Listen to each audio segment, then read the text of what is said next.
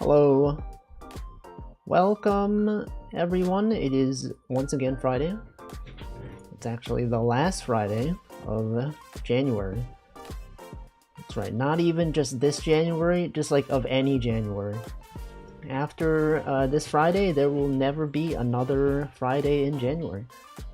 It'll be like 2026 and you'll be like, can't wait for the Friday in January, and it's not there. That's crazy. Anyway, welcome Stream Elements, welcome Incognito, Ronmu, Gex, Koku, Slimolder, Joseph, and Probs Not Jack, Wind Up Wolf. It's the boot from Mario. Literally the green boot from the Super Mario. One of the Marios that is Super. Anyway, yes, this is today's art.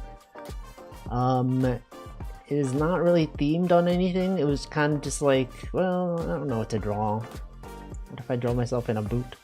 This was specifically a reference to the baby shoes. The baby shoes thing. But then I was like, okay, well, I don't know. What if it's just a boot? I don't recall. You don't remember the boot from Mario? Also, welcome Stanley. Will January be cut short or will weeks only have 6 days? We don't know yet. We'll find out in 2026. You don't even know the Super Mario boot? Are you being sarcastic? Mario boot. Surely you're being... What the heck? That's not it. It's this one. Why did these show up first? It should be this one. It should be these. The boot. The classic boot that everyone knows. The boot that is in the game, this one right there, and this one, and that one. This one looks fake, but that one's real, and this one is real. Anyway, many things to consider. We're playing wooloop though. Don't really know what to play today, so I was like, what if we play wooloop? We have not played Stitch or Picross at all this year, actually. It's kind of annoying because like it's on the Switch, and then it's like if I feel like doing something on the PC, I have to like switch my input. And I'm like, what if I just play wooloop? So then if I feel like playing any other browser games, I can just, I can just Alt-Tab. If I was playing on the Switch, I would need to like, turn on the PC, wait for it, press the button to switch the display input. It's too much. There's too much stuff to consider. Yeah, imagine not even Picrossing. I don't know. Let's do alright, what are the categories? We had gaming, we had magic, we had flag, video games, aquatic. Let's do some science. What do we got here for science? We got the good old photosynthesis. Look at that, we got plants. Got a flower of some kind. What else could you want? This is literally all you would ever need in life. Not even just in this game, just in life in general. Anyway, it is in fact Friday. Hope everyone is having a good Friday. You know what game came out recently? Hello Kitty Island Adventure. And I was like, oh, maybe I'll check that out as like a one-off stream. But then when I looked up the price, it's like $40, and I was like, no, that's that's a bit much. If it was like 20, I would have done it. But 40 for like a game, I don't know. It's kind of expensive, don't you think so? It's just the price of games nowadays. It's always going up. Sometimes if you play a game and it's more than $20, unless you're playing like, big AAA, maybe even double A games. I don't know. It just doesn't feel worth it. I already have several streamers to watch play it. Who else? Several people. Vacuously is playing it. I saw some people on Twitter post about them wanting to play it. And I don't know. I mean, it seems like it would be like a chill game to just talk over. But also like $40, I don't know. Every time a game is that expensive, I feel like if a game is like $40, it's gotta be like really good in my opinion. or like, you know, it has to be worth it. There are some games that came out that like I kind of want to play, but then the price is a bit too high. Remember that game from a while ago, Little Kitty, Big City? Like I said, that seems like a perfect game for me to play on my stream. But then like the price without it being on sale is like $25. And I feel like it's not worth that price. If it was like $10, it would be an immediate buy. But like a game like that being $25, I don't know. It's probably on sale for like 20 or like 25 or like, I don't know, 15. I don't know. Probably be available for $20 in a year. Yeah. I mean, if it ever goes under 20, I will consider it. But then all the hype will have died out. Now everyone who is looking to watch people play Hello Kitty Island Adventure, they'd be like, oh, what, he's playing this? It came out last year. This is outdated now. I'm not watching this. And we just don't know. Supposedly has a lot of content though. I heard, wasn't it like a mobile game or something? I actually don't know what the deal with that game is. Someone on Twitter that I follow was talking about like, it's like, I know it's $40. Like, it's nice that it doesn't have the microtransactions, but like $40 is a lot. Like, was this like a mobile game that had like in-game like microtransaction cosmetic stuff? Actually, I always thought this game was a meme. Everyone's like, oh, it's a Hello Kitty Island Adventure. Well, you gotta play this one. It's gonna be game of the year. Is it actually? I don't know. Sometimes price tags are funny. Project Diva's $39.39. Well, that's like thematically relevant. It's like it's different for this though. I don't know. Many things to consider when purchasing games or deciding which games to purchase. Has anyone purchased games recently? Has there been a game that you bought that you thought was good and well worth it? What games did I even buy recently? Like, I think the most recent like game related thing I bought was Pico 8, which is not really a game. It's like a thing to make games, and I think that was well worth it. Hold on, let me search for my recent purchases. Pico 8. I bought some toothpaste. I bought some toilet paper. Those aren't games. I bought some wooloop DLC. Once Upon a Jester. That was a good one. I bought my portable SSD. Cloudy Valley game. Apple Watch. Mac Mini. Anyway, I have not purchased many games recently. Rabbit and Steel. I did hear that one was good. You know the developer Rabbit and Steel is a VTuber fan? They're a fan of like Henamimi and Alice Sawyer and that group of people. Also, welcome Algernon. Making a high meme number for my game, so when I charge $86, I can say it's a reference. Exactly. That's how it is. Just they're like, why is this game $200? Well, you know, it's a meme. Some games do that. Some games, not even just games, like things on the App Store. Remember when the App Store was new? And then someone made an app that was like $1,000, and it was like, this is the most expensive app. If you buy this, it proves that you're rich. And then some people actually bought it. It's crazy. Also, welcome Tag Barrel. Let's see, all I can say is I bought the remaining EU4 DLC I needed. Yeah, it's good. I don't think I'll ever get into those games, but people do enjoy them quite a bit.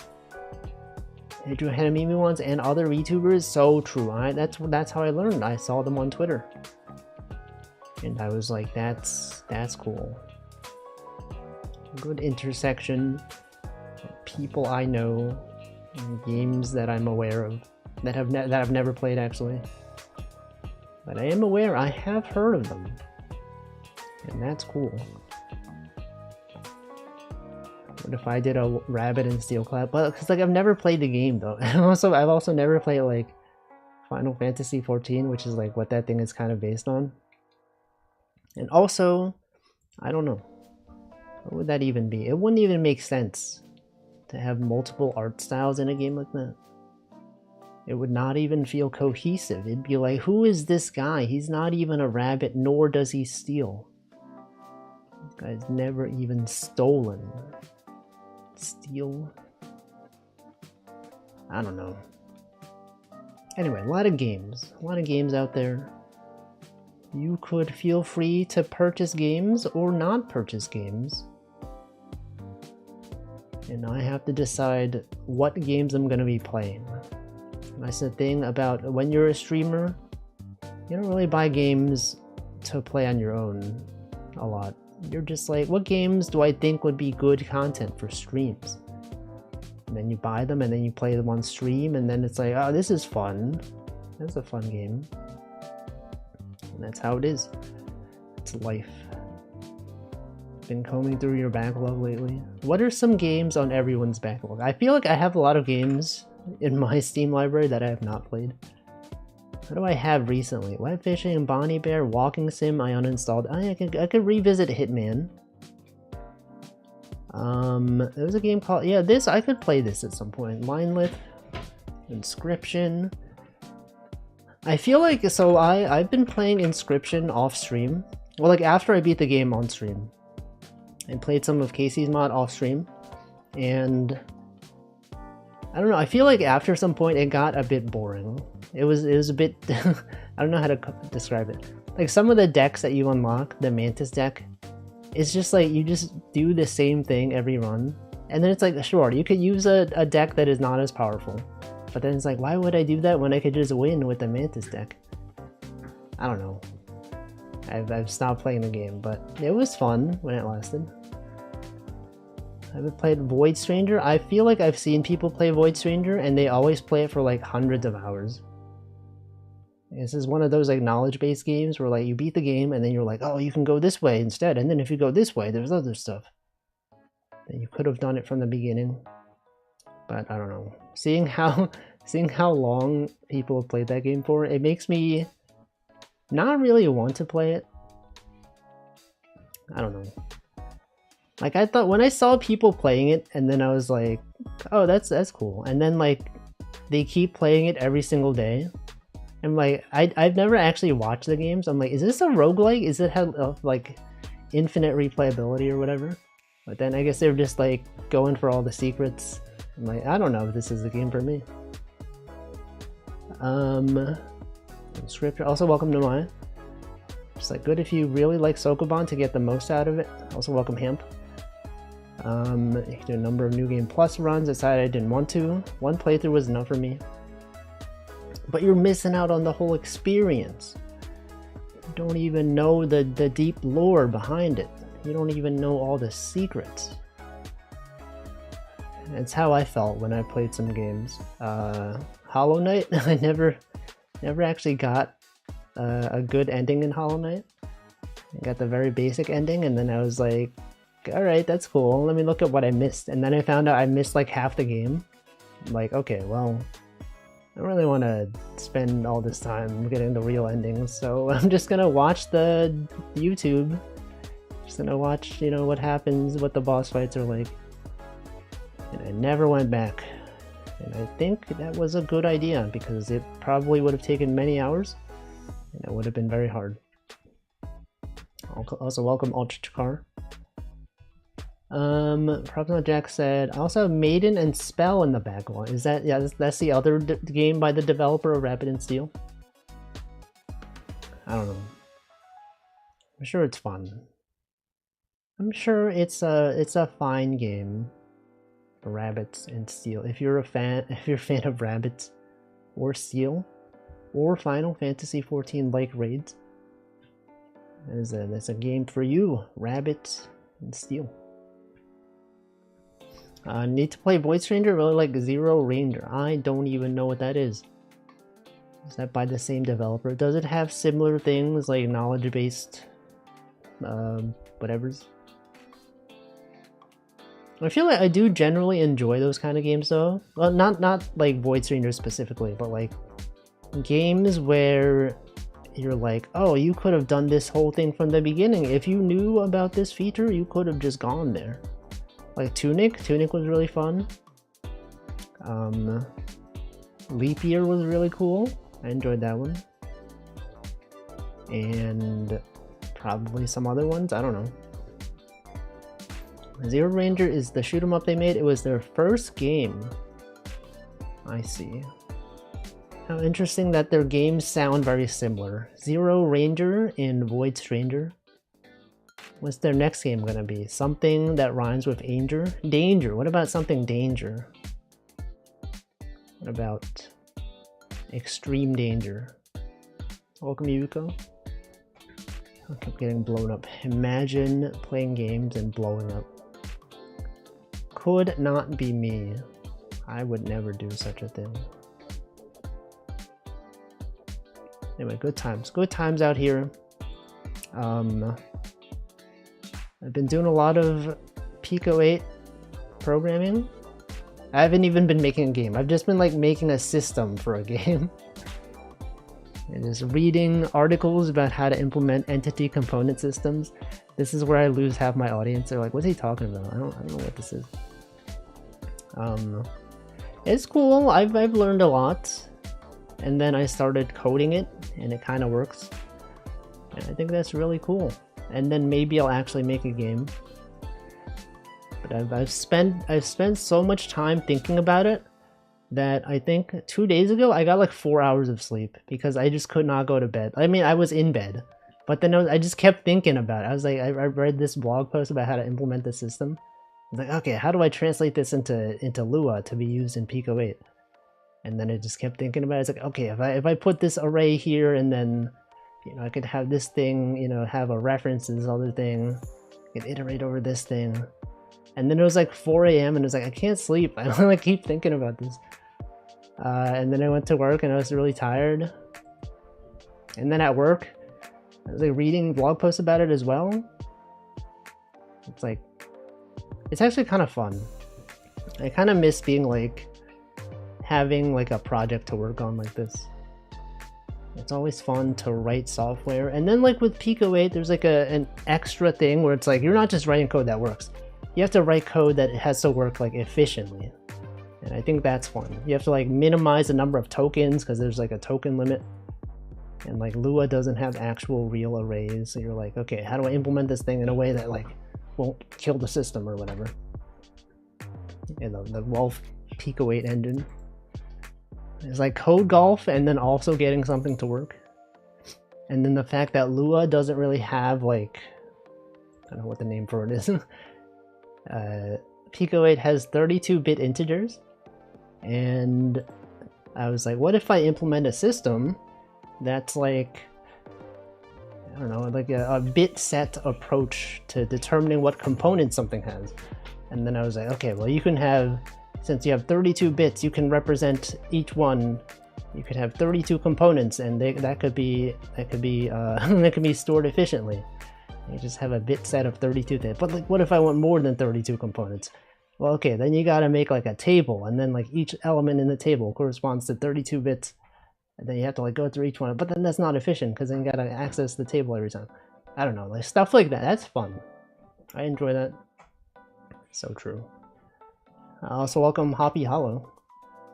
It's fun though, being super excited to work on something. It is, and then like you write the code and then it works. You're like, whoa, what the? This works. I could actually use this if I were to make a game, which I might at some point. But right now I'm just working on the system. Also welcome Old Man Diabetes. Anyway, it's good. It's good, and then I was like, man, I would rather be working on this thing right now. Me when I'm writing assembly code for an 8-bit microprocessor at work. Yeah, this guy knows about bit manipulation. To check if a bit is set. You simply invert all the bits. You simply create a mask and then you shift the 1 over by several positions, and then you do an and then that tells you, and then you check if it's equal to the bit, and then it's there. It's cool. It's good. Good stuff. Make a game now. I need an engine though. I'm building the engine. A friend asked me to make something for their school project. It's been fun to have something like that. Like a what? Oh, sorry, the music. I missed the word music. As like a friend asked me to make something. It's like, what? Make what? Music. That's cool. I didn't know you made music.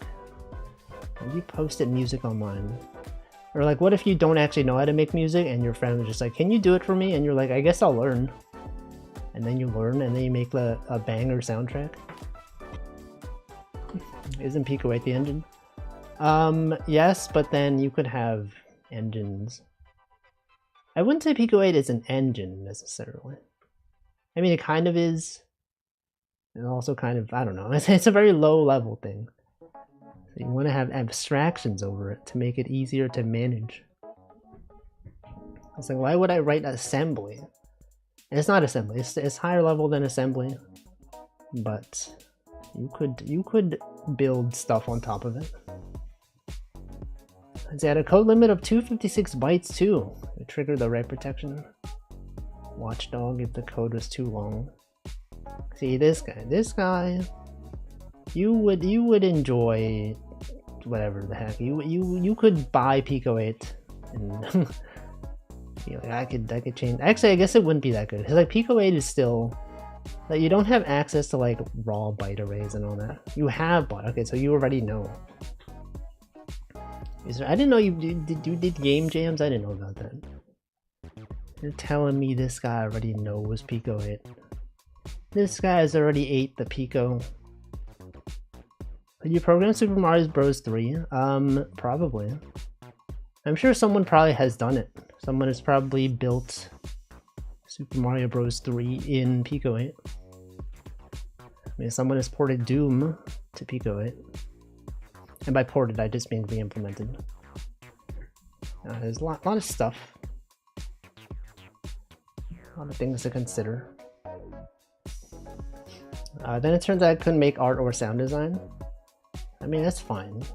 It's like, the sprites are 8x8. There's not that much, like, really you can do. That's what I like about it, is that it's so limiting that, you know, you don't have that much space to make high fidelity graphics. And like sound, I feel like it's like pretty easy to make sound. I mean, it's not going to sound that great, but you can make something. Can't be a real game engine without a Doom port. Exactly. They even had Doom running in a PDF. Did you see that one? You were aware of this one? That PDFs can have keyboard inputs or whatever. There's like a text field in the PDF, and then like when you type in it, it like runs some JavaScript or something, and then it like updates the whatever the text on the page. Obviously, if you try to print the PDF, it doesn't work. But if you run it in the browser, you can play Doom. It's real. What if I did that? What if I just... Oh, come on. I spent all this time looping around this. And it just reset. Can't believe it. Hold on. After I do this one, I will show you the Doom PDF. What if... Has someone speedran that?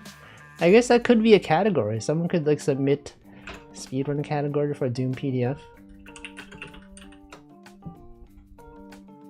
Doom PDF, a port of Doom runs inside PDF.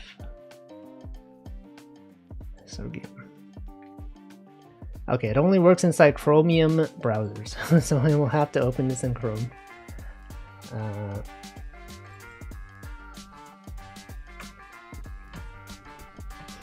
I found a Winamp running a Google Doc. How does that work? How does that even work? It's okay. Here's Doom. You type here. You press W. Oh, look at that! It's going. It's literally going. This is literally the thing. Okay, I feel like my CPU fan is spinning, so I'm gonna close it. But you could hypothetically play this. You could hypothetically, if you really wanted to, play Doom in a PDF. I don't know why you would do it, but it is impressive. It's like I didn't even know you could do this. You're telling me PDFs can just run JavaScript. How is Doom able to run on everything? Because people spend the effort into porting it. Because I guess because there's like an open source version of it, and that's like, it's one thing that's like kind of impressive to get running on systems. So people just do it as a challenge.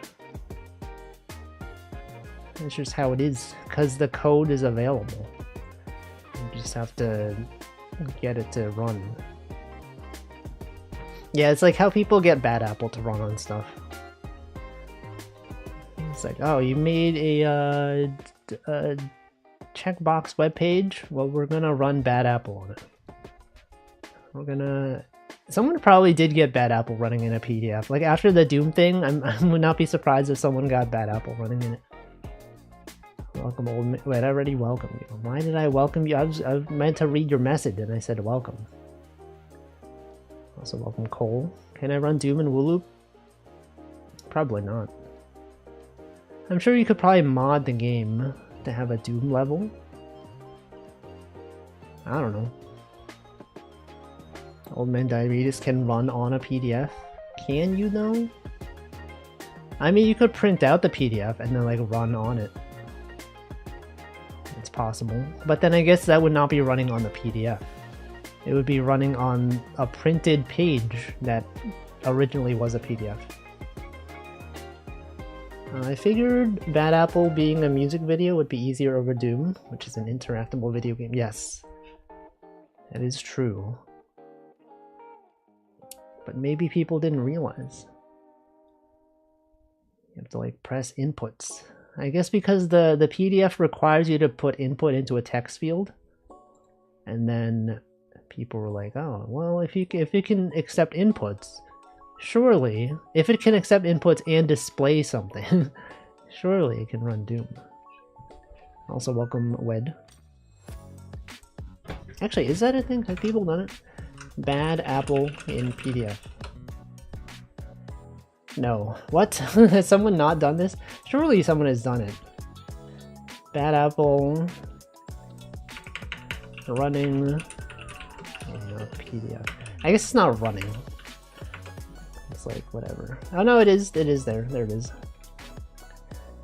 Yeah, it has every frame. Oh yeah, there's also PDF. Oh, I see. The original thing was PDF Tetris. That was the original thing where people were like, well, you can do this. And then I guess when they saw you can make Tetris, people were like, oh, well, then that means you can make Doom, right? Anyway, this is it. I'm gonna assume this only works in Chrome. No. Alright, well, you could try it. If you wanted to see Bad Apple in a PDF, feel free. You could check it out. Anyway, it's the weekend, guys. It is, ladies and gentlemen, the weekend. Do you know the guy who runs the Ladies and Gentlemen It's the Weekend Twitter account has stopped posting? I've seen a lot of people say they're gonna leave Twitter. But like, people always say this. People are always saying this and they don't actually leave. So, what's the deal, huh? Every few months this happens. They're like, they're doing other stuff. I can't believe they're doing this on Twitter. I'm gonna leave. Everyone follow me on this other website. And they always come back and they're like, guys, I haven't been posting on here, but like I'm on the other site now. Feel free to check me out on the other site. And then people go to the other site, or they don't go to the other site. I took today off, I'm sick. What? I hope you get better soon. I hope you're not sick anymore, except only in the good way. Only in the way where people say, this guy is sick. Like in a cool way, you know, with the glasses, the sunglasses. But not in a, this guy are sick, or this guy has a sickness. How will we know when weekend? We don't even know. No one ever even knows when the weekend is. And that's the problem with society, is that people need a social media gimmick website to tell them information. Also, oh yeah, also the gators, right? I can't say a word that's in the phrase. The Fat Frick Fridays. They stopped doing that. The alligators, crocodile, whatever account is not on Twitter anymore. Wolfie is sick. This guy are sick. You ever go to the Tetris IO site, get absolutely reamed by one of the top players that are a machine dropping 10 blocks per second? Yes, if you ever stream Tetrio on Twitch, you will find those people. They have a Discord where they talk about people that are streaming the game, and they're like, "Well, this person's live. Everyone join their lobby." And then they join your lobby, and then everyone gets destroyed. That's a thing. That's a very common thing. And that's just how life is. Sometimes there are people out there that are just so good at the game that they kind of just are destroying everyone. Just like me. You know, you see any other wooloop player, they can't even compare to me. They're probably faster than me, to be honest. I feel like I don't play this game very fast. But hey, I'm out here living my life. We're always on the side getting destroyed. I would never get destroyed. I would be the one who is destroying. I would never lose. Anyway, I'm not that good at Tetris. Despite the fact that like I know how to do T-spins, like I'm not good at like actually playing the game. Just because I know some setups doesn't mean my execution is good. But it looks cool when I do it though. You're like, what the? This is a T-spin triple, what the? As a casual player, I don't even know what that is. That's crazy, how does he do that? And then the people that actually know what they're doing, they're like, this guy's not actually that good. This guy's just trying to show off that he knows T-spin triple. Everyone knows T-spin triples. That's not true though. Many people don't. He's looping so fast. How is he looping so fast? I can't even believe how fast he is looping this. He's looping the third, perhaps even. Looping the fourth. Memories of breaking out the Switch in the park, dying in Puyo Tetris. True. Good times. Looping so fast makes you say woo. Woo, he's looping. I beat my friend in Tetris. He spent all night learning to... he spent all the time just learning to beat you. That's dedication. You're like, I can't lose at a video game. I have to watch tutorials on how to set up combos. And I will never lose ever again. But then you get too good, and then it's like, then your friends aren't having fun anymore, right? It's like a common thing with like fighting game players. When they're like too good at the game to play against like their casual friends. But then like they're not good enough to like be in tournaments. So like they play with their friend and then they just like destroy them, and then you're like, oh come on man, you're gonna win every single time. Why don't you go easy on me? And then they're like, okay, what if I choose a character that I don't normally play? And then they still win, and you're like, well, I don't know. This isn't that much fun anymore. It happens. It happens all the time. When I'm too good at something, and everyone's like, Wolfie, you're too good at, you gotta stop, you're too good at this thing, you're making me feel bad. I'm like, I can't control how good I am at this. Surely I can't stop being this good. And then they go, okay, well, sure. Anyway, I don't think I'm like that good at anything really. Nah, surely there's some things. There's some stuff that I'm sure I'm like really good at. And then people go, wow, how is he so good at this? This is so impressive that he's able to do this thing. Reminds me of a ProZD vid where he's like, why I don't play fighting games. A lot of good ProZD bits. A lot of good moments on that guy's channel. Just, he's gotten really into Balatro recently. Just like a lot of other people. I feel like a lot of people are playing Balatro nowadays. Which I do enjoy, because then I can tune in and I can be like, oh, look, the streamer, you should do this. Actually, I don't really backseat that often, unless they ask for it. But like I see them making plays and I'm like, they don't even know. They're not even saving interest until $25. Where they're spending all their money. They don't even have any money to buy on to spend on rerolls and jokers. Or like when they save past $25 and they don't have like a reason to. I'm like, this guy, he's saving. Why is he saving so much money? He's not even rerolling. Or like when they don't respect the chip jokers. They're like, oh, chat, should I get rid of this guy? I don't know, it's just 50 chips. It's like, God, you don't know that's all your chips? If you sell it, you only have malt, there's no chips. Anyway, that's me. That's me when I watch Ballot Throw. They're not min-maxing. They don't even know the meta. Can't believe they don't know the meta. Surprised how many people didn't know that Ballot Throw. Yeah. I don't know. Not everyone is so indie game pilled. They just don't even know. Like I knew because of Northern Lion. Also, one of my friends played Balatro like way back in the day.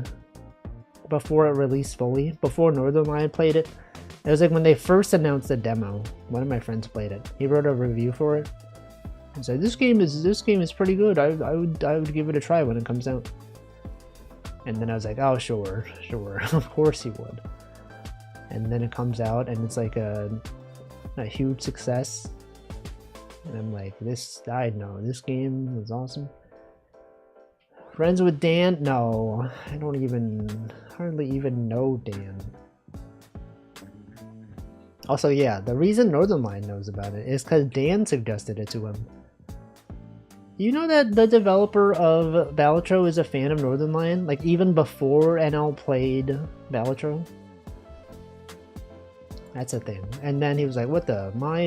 One of my favorite streamers is playing a game that I made? Well, I can't believe this. Isn't that cool?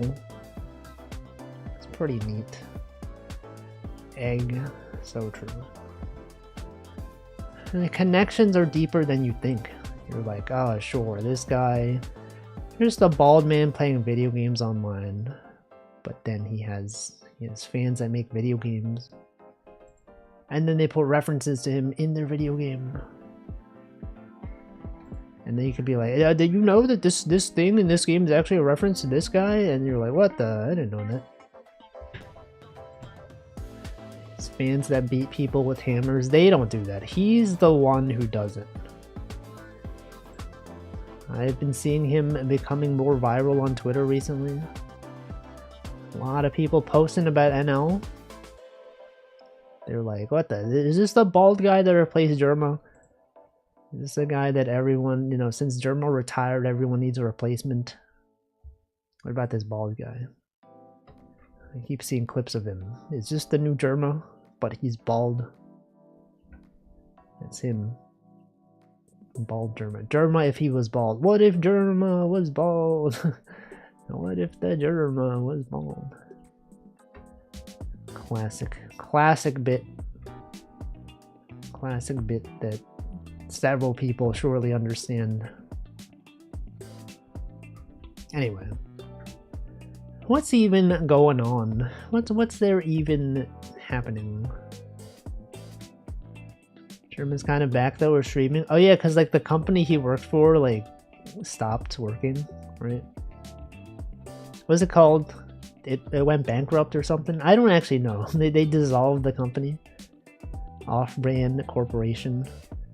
Actually, yeah, Off-brand actually, the Off-brand game is still around.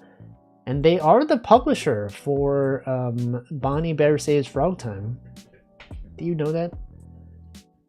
Scaled back event stuff. Yeah, they're not doing events. They are still publishing games though. You know that their Twitter can't reply to me with a Gargura gift that I drew.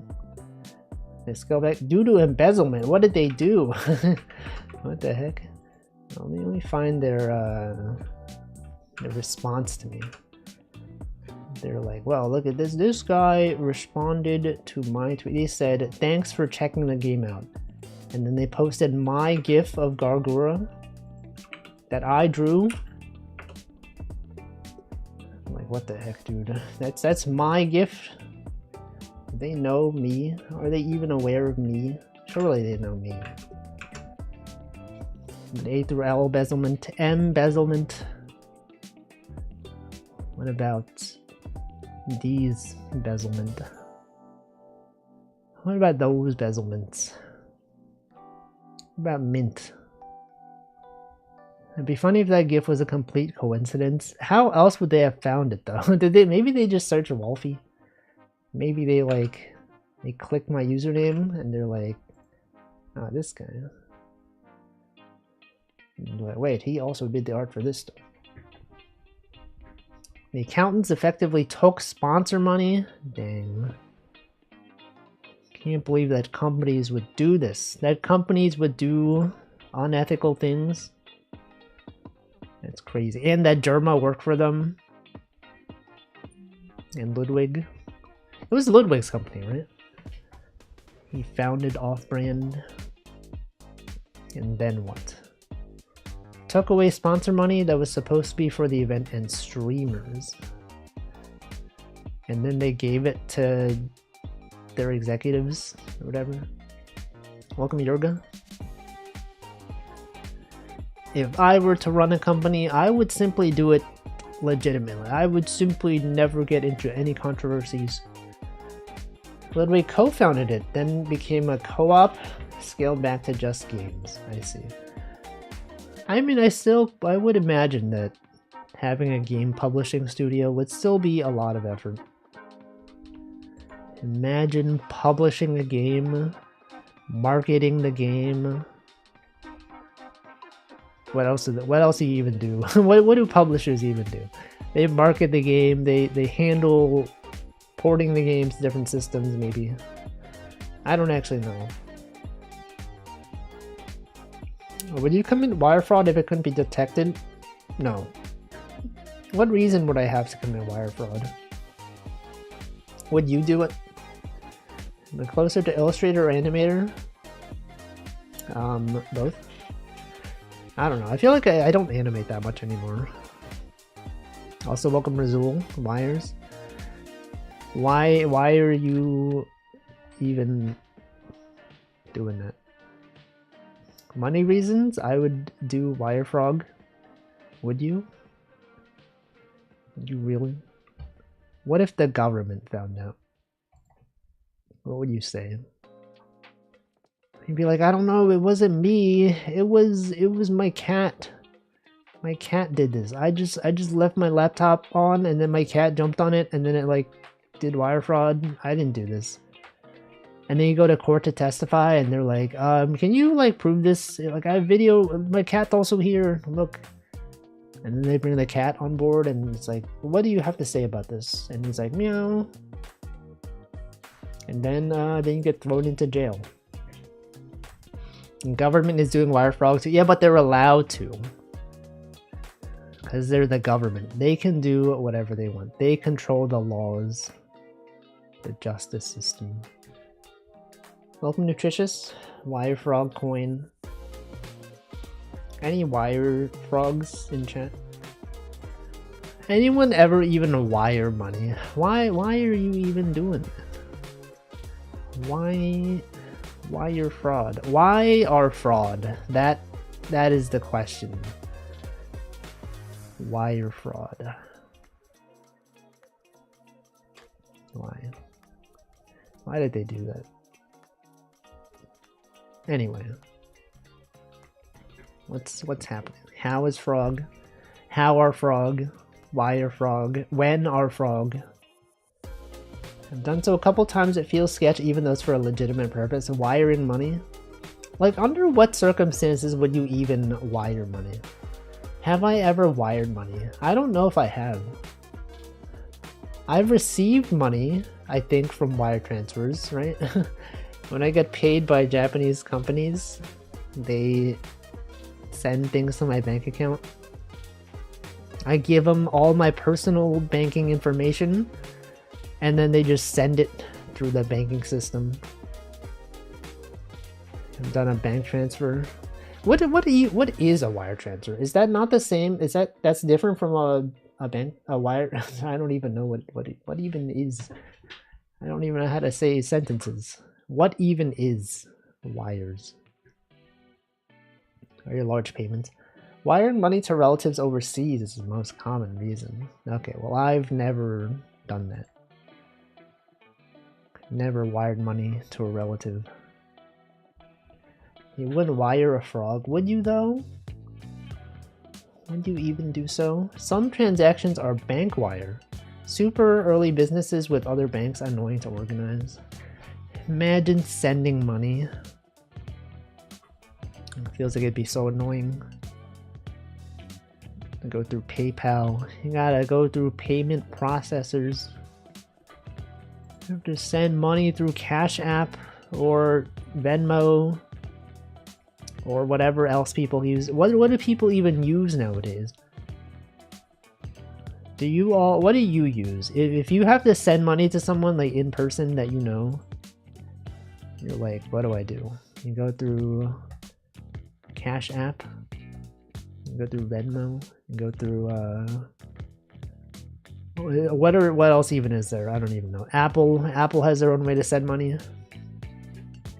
PayPal, Zelle. I've never used Zelle. I've used Cash App. I feel like Venmo is more common with like my coworkers. When I used to work in an office, I mean I still work in an office, but like when I used to work in a different office, and then people would order lunch in a group, they'd be like, send me the money via Venmo. And I'd be like, alright, here's your money. Hold on, let me scroll up. Forgot that Americans don't do bank transfers. Very strange. Is that strange? What do you, I guess you do, you send bank money. I think the term wire came back from when telegram systems were used. Those do in fact use wires, that is true. I use Zelle because it's integrated with my bank app. Maybe in Japanese Nintendo eShop cards. A lot of stuff to consider. Many payment options. Pay me in Apple gift cards, but can you send $500 Apple gift card? So thank you, Classic Carabel, for the subscription. Props on Jack said, literally give them 20s and 1s. I feel like nowadays people are less inclined to take cash though. Like so many people I know don't carry cash with them at all. And I think it makes sense because it's kind of annoying to deal with. Venmo. Some pennies. You send people pennies. Welcome, Muffin. People do bank transfers often between their own accounts. Oh, I guess I have done that. When I had to move money between my bank and then Wealthfront, I guess I did a bank transfer. I only take payment in the form of gacha gems. True. But how do they even send it to you? Wouldn't they have to send you a gift card to purchase it with? The only time I use cash is for a cash tip. That is true. I feel like I don't usually go to restaurants that often that I would need to leave a tip. I don't know. I take payments on Pokemon TCG Pocket cards. Yeah, but then you gotta like sell them. You gotta like appraise the quality of the card. I don't know. What if I accepted payment in the form of I don't even know. Snails. What if I was like, just give me 10 snails. Bring back the bartering system. None of this cash stuff. Here's some snails. Always bring cash for conventions because payment processors almost never work with no internet. I guess like that makes sense. I feel like if I went to conventions, I would bring cash with me. Because like I am kind of surprised that people do still depend on like the the Wi-Fi. Like people that sell at Artist Alley, they have like their own like, I don't know, they bring an iPad with them that has like a card reader or whatever. That is surprising to me. Times have changed. Everyone has their own iPad with payment stuff now. Pay me with dank memes. Good point. Only pay with crypto. You could be like that guy who bought pizza with Bitcoin. Remember that? He has an entire day named after him. Bitcoin Pizza Day. The guy who spent 1 Bitcoin to buy a pizza. And that is now worth like hundreds of thousands of dollars. Imagine spending hundreds of thousands of dollars on pizza. Pay with Hawk 2 coin. I thought it was like, oh, it was 10,000 Bitcoin? Alright, well that's even more. Prices are also usually based on assumption card is used. So if you use cash, you're paying more because you lose out on protections and rewards, though cash can be good for small business. There are a bunch of places that I go to when I order takeout, and they will give you a discount if you pay in cash. Like the Vietnamese restaurants that I go to buy banh mi for takeout, they always ask like cash or credit, and then I'm like, what's how much is it? And they're like, well, if it's cash, then it's this much. If it's card, we'll have to charge you a bit extra, which I think is technically not allowed. I think they're not allowed to do that, but like whatever. It's understandable. It might be the most expensive pizza ever for him, but it may also be an expensive pizza for the restaurant since they likely lost the wallet password anyway. Yeah, I don't even know. You think that pizza place is still accepting Bitcoin? Do you think people are still paying them with Bitcoin nowadays? Could have traded 10,000 Bitcoin for about $25. He paid another guy who then bought the pizza. What do you mean? He paid another guy. Like he gave him his Bitcoin wallet and then told him to go buy the pizza. Did he pay? What are you talking about? I think the card companies don't like that. Yeah, charging extra if someone pays in card.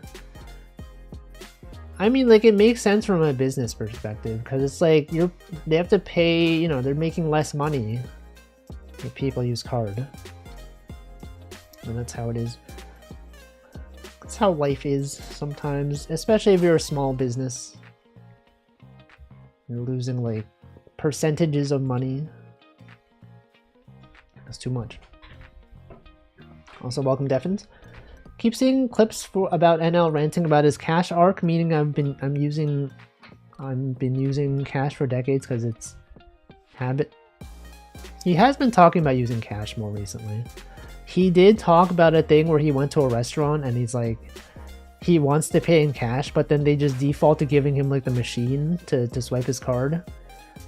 It's like they don't even care. They don't even respect that I'm using cash. They're not even like, sir, you're using cash? We would love to accept your cash. Please, we'll offer a discount if you use cash. But he's like, man, they don't even care. Even though I'm doing them a favor of using cash.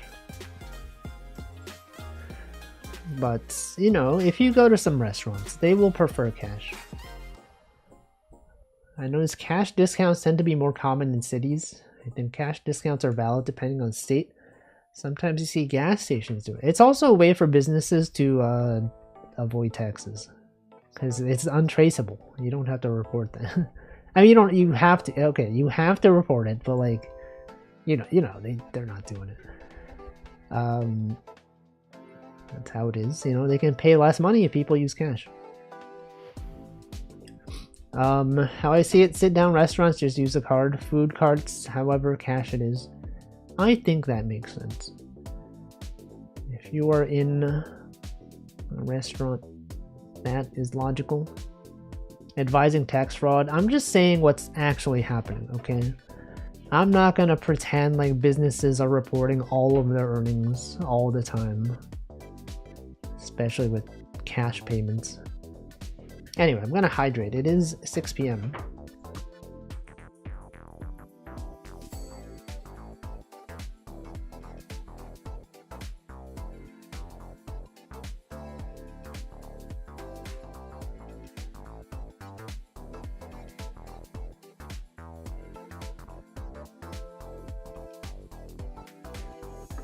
Alright. I've hydrated. Someone who managed cash registers, counting physical cash is a pain. Card fee, whatever, is nice to not count. That is true. And then you also have to like touch money. Have you ever considered how gross money is? That it has been passed through the hands of many, many thousands of people. People could have done drugs with that money. You wouldn't even know. People could have like, I don't even know. Don't even know where that money has been. You can probably figure out if you're depositing tens of thousands in cash, somehow forgetting to mention that on your tax form. No, then you just gotta split it between people. You just have to like have multiple accounts set up in different areas, in different banks. That's obviously, or you just, I don't know, you could use that to pay other people with cash. A lot of ways to do it, hypothetically. See, unless it's tens of thousands, usually cash does go under the radar. Legal disclaimer, don't do fraud. I would never.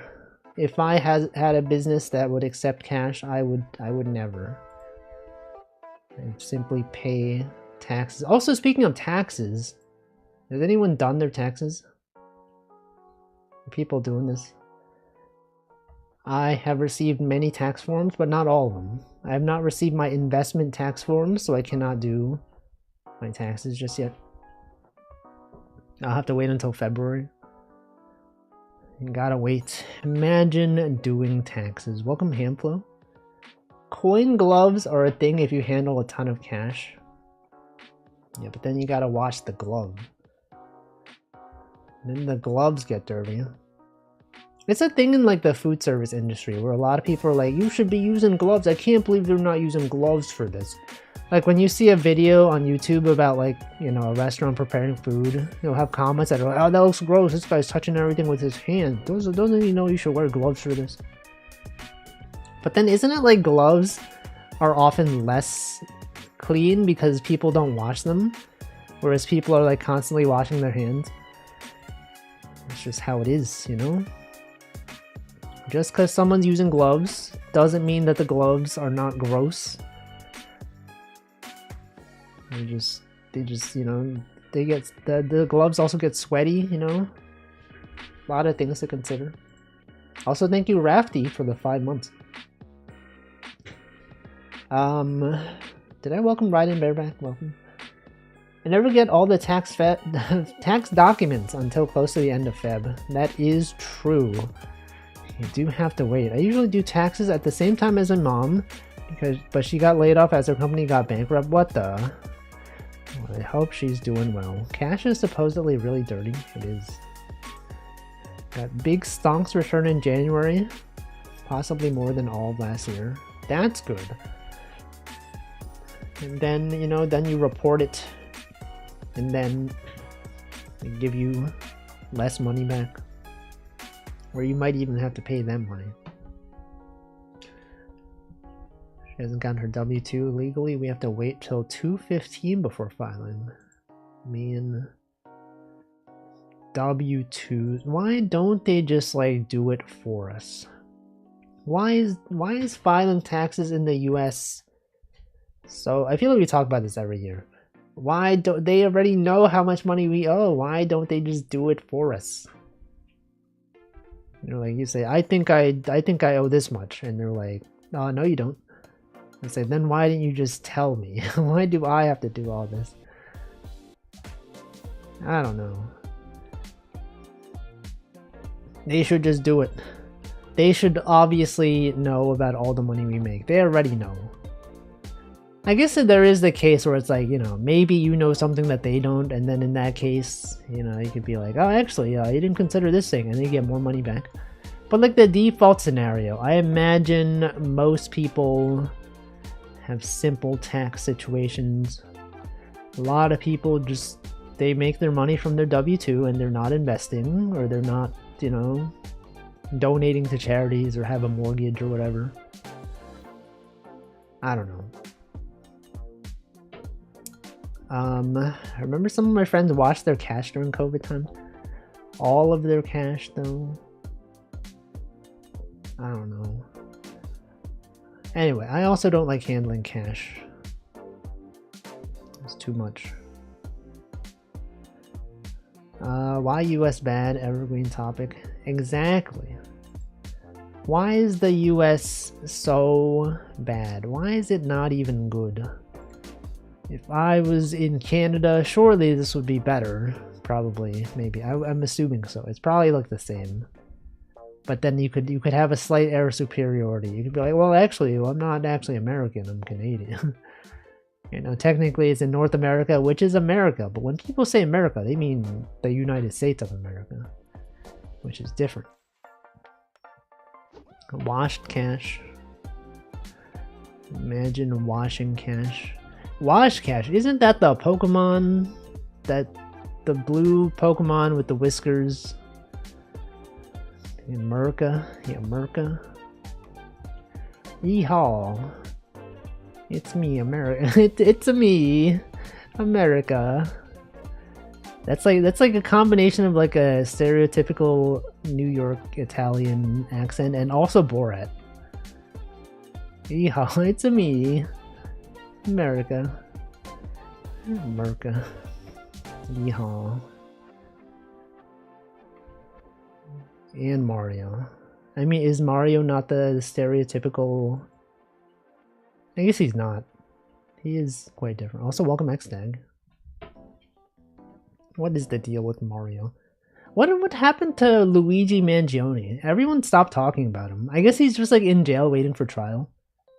But like, I feel like the press died off really fast. I guess because like nothing's happening, I guess. But like, you would imagine, you know, more people would be talking about him. Maybe they are, I just don't see it. Forgot about other things are happening. Yeah, but like, don't forget, just because things are happening doesn't mean the previous things that were happening are no longer happening. What about Flint, Michigan? Did they ever get their water cleaned? Is that even a thing? He's in federal custody. I saw an article saying he got milkshake ducked. What did he do? What is up with that guy? Isn't he like super popular in China? I remember when like TikTok got banned for like less than a day and people moved over to the other app, Red Note or whatever. What's it called? Red app Note. And people are like, actually Luigi Mangione is like really popular over there. They make memes about him. I love him. The press remained. Also, welcome Lord Floof. The press realized they couldn't simultaneously remain credible and appease their corporate sponsors, so they just shut up. The press. More like depressing. Am I right, guys? The press. It's so true. It is, guys. See, so true. I love saying so true. Just something about it is so like, it's so good, you know? I feel like that's my most common response to people on Twitter. If I ever reply to people on Twitter, it's probably me saying so true. After 400 million something, Flint has secured clean water.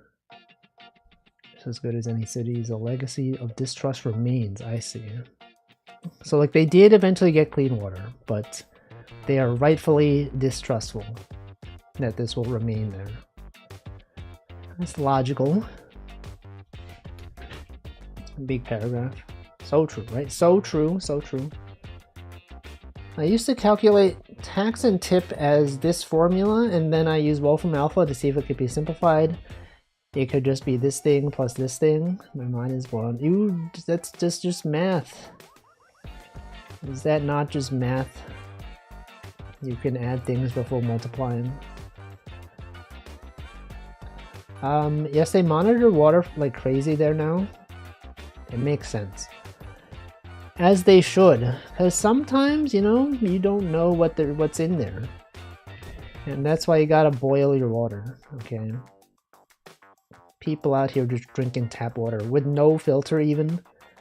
You should be putting it in an electric tea kettle, boiling it, and then waiting for it to cool down, and then drinking it. That is the good way to do it. A lot of old infrastructure in the country. Plenty of other places have lead pipes. Yeah. crazy. You ever think about infrastructure? How much stuff out there is so old and we just deal with it? Surely there's houses out there that still have asbestos in it. There's houses out there that still have, I don't know, super outdated stuff. So I don't condone just killing people you don't like, but if you're going to commit murder, doing it to someone who profits off exploiting sick people is better than other options. Surely. Imagine anyone here filter their tap water. Is anyone here just drink tap water unfiltered, unboiled? What's that like? I heard it's actually fine in a lot of places, but like I wouldn't do it. Like New York is known for having pretty good tap water, but I don't know. I feel like I still I would not feel safe just drinking it. You do, it's fine. Live in a new building though. You never know. Never know what they'll do. It's like when I used to go to Japan. Sometimes, like, you know, they don't have filtered water in Airbnbs or like hotels or whatever. And then I'm just like, do I just drink the tap water? I guess I'm just gonna drink the tap water. Like, it was fine, but like, I don't know. I would have preferred not to.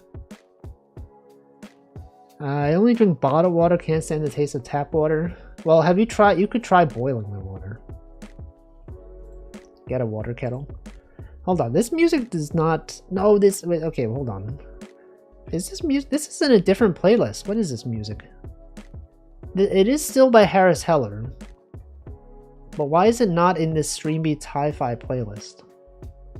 What's happening? Oh, because I didn't loop... Okay, it went through the entire playlist. But I did not enable repeating the playlist. The legal standard for tap water is stricter than bottled here. Yeah, but they're selling it. So surely if they're selling it, clearly it's better. Obviously.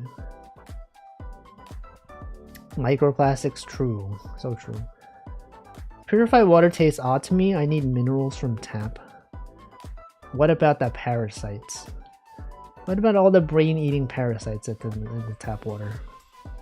Surely those exist. When I live in my own places though, if the fridge doesn't have a filter, I buy a filter water dispenser and take fridge shelf space for it so I can have chilled water all the time. I never understood the appeal of cold water unless it's summer. I don't get it. It's like when I drink cold water, like my throat does not feel... I feel like cold water makes my throat feel worse. And I feel like having warm water is like a lot better. I don't know, just my opinion. I'm just not an enjoyer of cold water. Warm water. You don't like warm water? Do people here not like warm water? You hate warm water? What the heck? That's messed up. That's like the best way to have it. How else would you even have it? Like at work they have a boiling water dispenser and also cold water. And what I do, I simply get the boiling water and then I add the cold water to it. And it's good. That's how I drink my water. Drink cold water to burn 10 more calories a day? No. I would simply rather just talk for hours. Room temperature at most. You gotta try warm water. It's like the best way. I've grown up drinking it warm. And objectively, that obviously is the best choice. Because I do it, obviously that's the best way to do it. X-Tag also hates warm water. What the heck? Room temperature sparkling water. The boiling water is for tea. No, it's for everything. I grew up with boiled water because I didn't like it. Because I didn't like it then, because it ended up too hot, I don't like it now. Well, what if you just waited for it to cool down? Now, what if you simply... I guess then the issue is waiting. You have to wait. So this is why you have 2 water kettles. Okay, you boil one, and then the other one is like room temperature. And then when you run out, then you add boiled water to your cup, and then you add a little bit of the room temperature water, and then it cools it down a bit. And then when it's out, then you put one of the kettles on boil, That's what I do in my house. I will admit though, some drinks you can taste more at room temperature, but not worth the feel of drinking unchilled. I would never understand. Why don't I just drink the room temperature water instead? Because the warm water, it's just better. I just like it better. It's just my opinion. My objectively correct opinion. As a streamer. Obviously, streamers, they have the correct opinion. Because they are the streamer. 3 a.m. water can't be beaten though.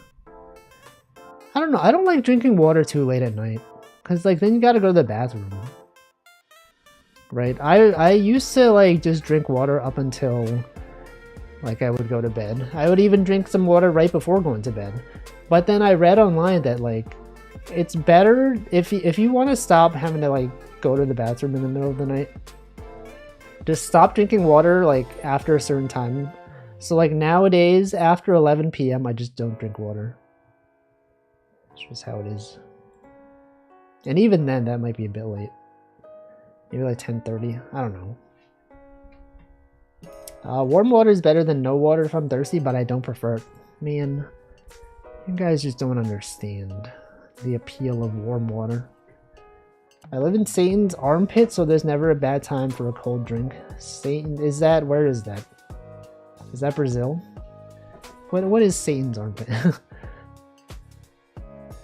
When you wake up in the middle of the night and drink some water, it's the best. I mean, that is true. But also, I would, yeah, I don't know. It is true. Texas, oh, I see. Texans, we have Texans in chat. It's true. Multiple. Arizona? No, Texas. It gets worse every year. That's the global climate change. Can you believe the climate is changing? Why would it do that? Why doesn't it just stay the same? Houston is pretty humid and armpity during summer. Houston. Houston, we have a problem. It's too hot. Anyway, water, it's good. Goated water. Goated out here. 95% of days I only drink water and bean water. Coffee. People refer to it as bean water nowadays. Like the water's not even from the beans. Like some people call coffee bean juice, but it's like is not extracted from the beans. It's just like, and you know, like fruit juice. It comes from the fruit. But then with coffee, like you're adding water to it. This is where it goes. Or actually, people call it people call it bean juice, but actually it's not even juice from the beans. Yeah, technically also, by the way, they were actually seeds, not even really beans. And then everyone's like, he's so right. We should totally stop calling it this because it is semantically incorrect. See, this year I can comfortably walk outside with shorts and no shirt on and not feel chilly in January. Is it weird? Because it's like over here it's been a lot colder recently. You're telling me that in New York it's like 20 degrees Fahrenheit. And in Texas it's like really hot. I'd say I do this sometimes. If I wake up having to pee, I'm like, I bet I can just fall asleep again instead of getting up to pee. Works about half the time. Yeah, but it's like it's not good for your kidneys, right? Something like that. Mid 50s. It's quite toasty today in Colorado. Mid 50. What the? It's been so cold here. Devin, thank you for converting your units to Fahrenheit so that we Americans understand what you're talking about. You could have just as easily said 0 Celsius approximately. It's like -2 Celsius. And then we as Americans were like, what negative numbers? What the frick? Negative numbers. That's cold. That's so cold. Convert to Rankine? What is that? Is that a D's Nuts joke? Rankine D's. Further you are from the ocean, the bigger the temperature swings tend to be. Is that why the Midwest is so cold? Everyone who lives in like the Midwest, they're always like, it's so cold. You would not believe how cold it. You would not even survive in the Midwest. It's because there's no like ocean. I see. I actually didn't know that. I was not aware of that. I would have assumed that the ocean, near the ocean, would have been colder, but I guess not. I don't know why I would assume that. It's just like what I thought. I've gotten better at sort of understanding Celsius recently. I think the way that I understand it, something that improved my understanding, was just memorizing what 10 Celsius, like the different degrees. So you memorize what 10 Celsius is in Fahrenheit, and you memorize what 20 is, and then what 30 is, and what 0 is, and then you just interpolate. And those numbers actually work out very nicely. 0 Celsius, everyone knows is 32 Fahrenheit. And then 10 Celsius is 50. That's a really nice number. 50, you're like, okay, 10 Celsius is 50 Fahrenheit, that's easy. And then you got 20 Celsius is 68, right? And then 30 is 86. It's simply 68, but like reversed. That's an easy way to remember. Exactly. I mean, you could remember the formula, 9/5, but like that's too much effort. Okay, just remember some key points and then interpolate. Rankine is Kelvin for Fahrenheit. Welcome, Liquid Cake. I did not know that.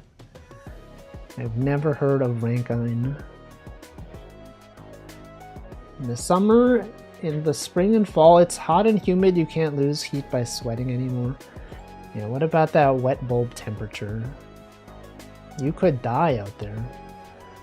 You could literally die of dehydration.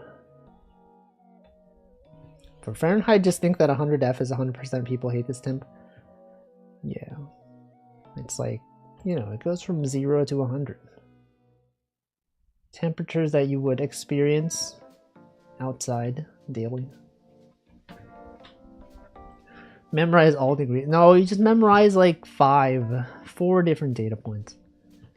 32, 50, 69 minus 1, 86. No, I think it's easier to remember 68. Because then the next one is simply 86, which is the thing in reverse.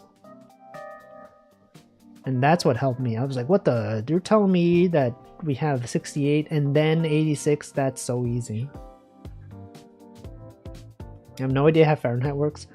You just do the formula that I explained.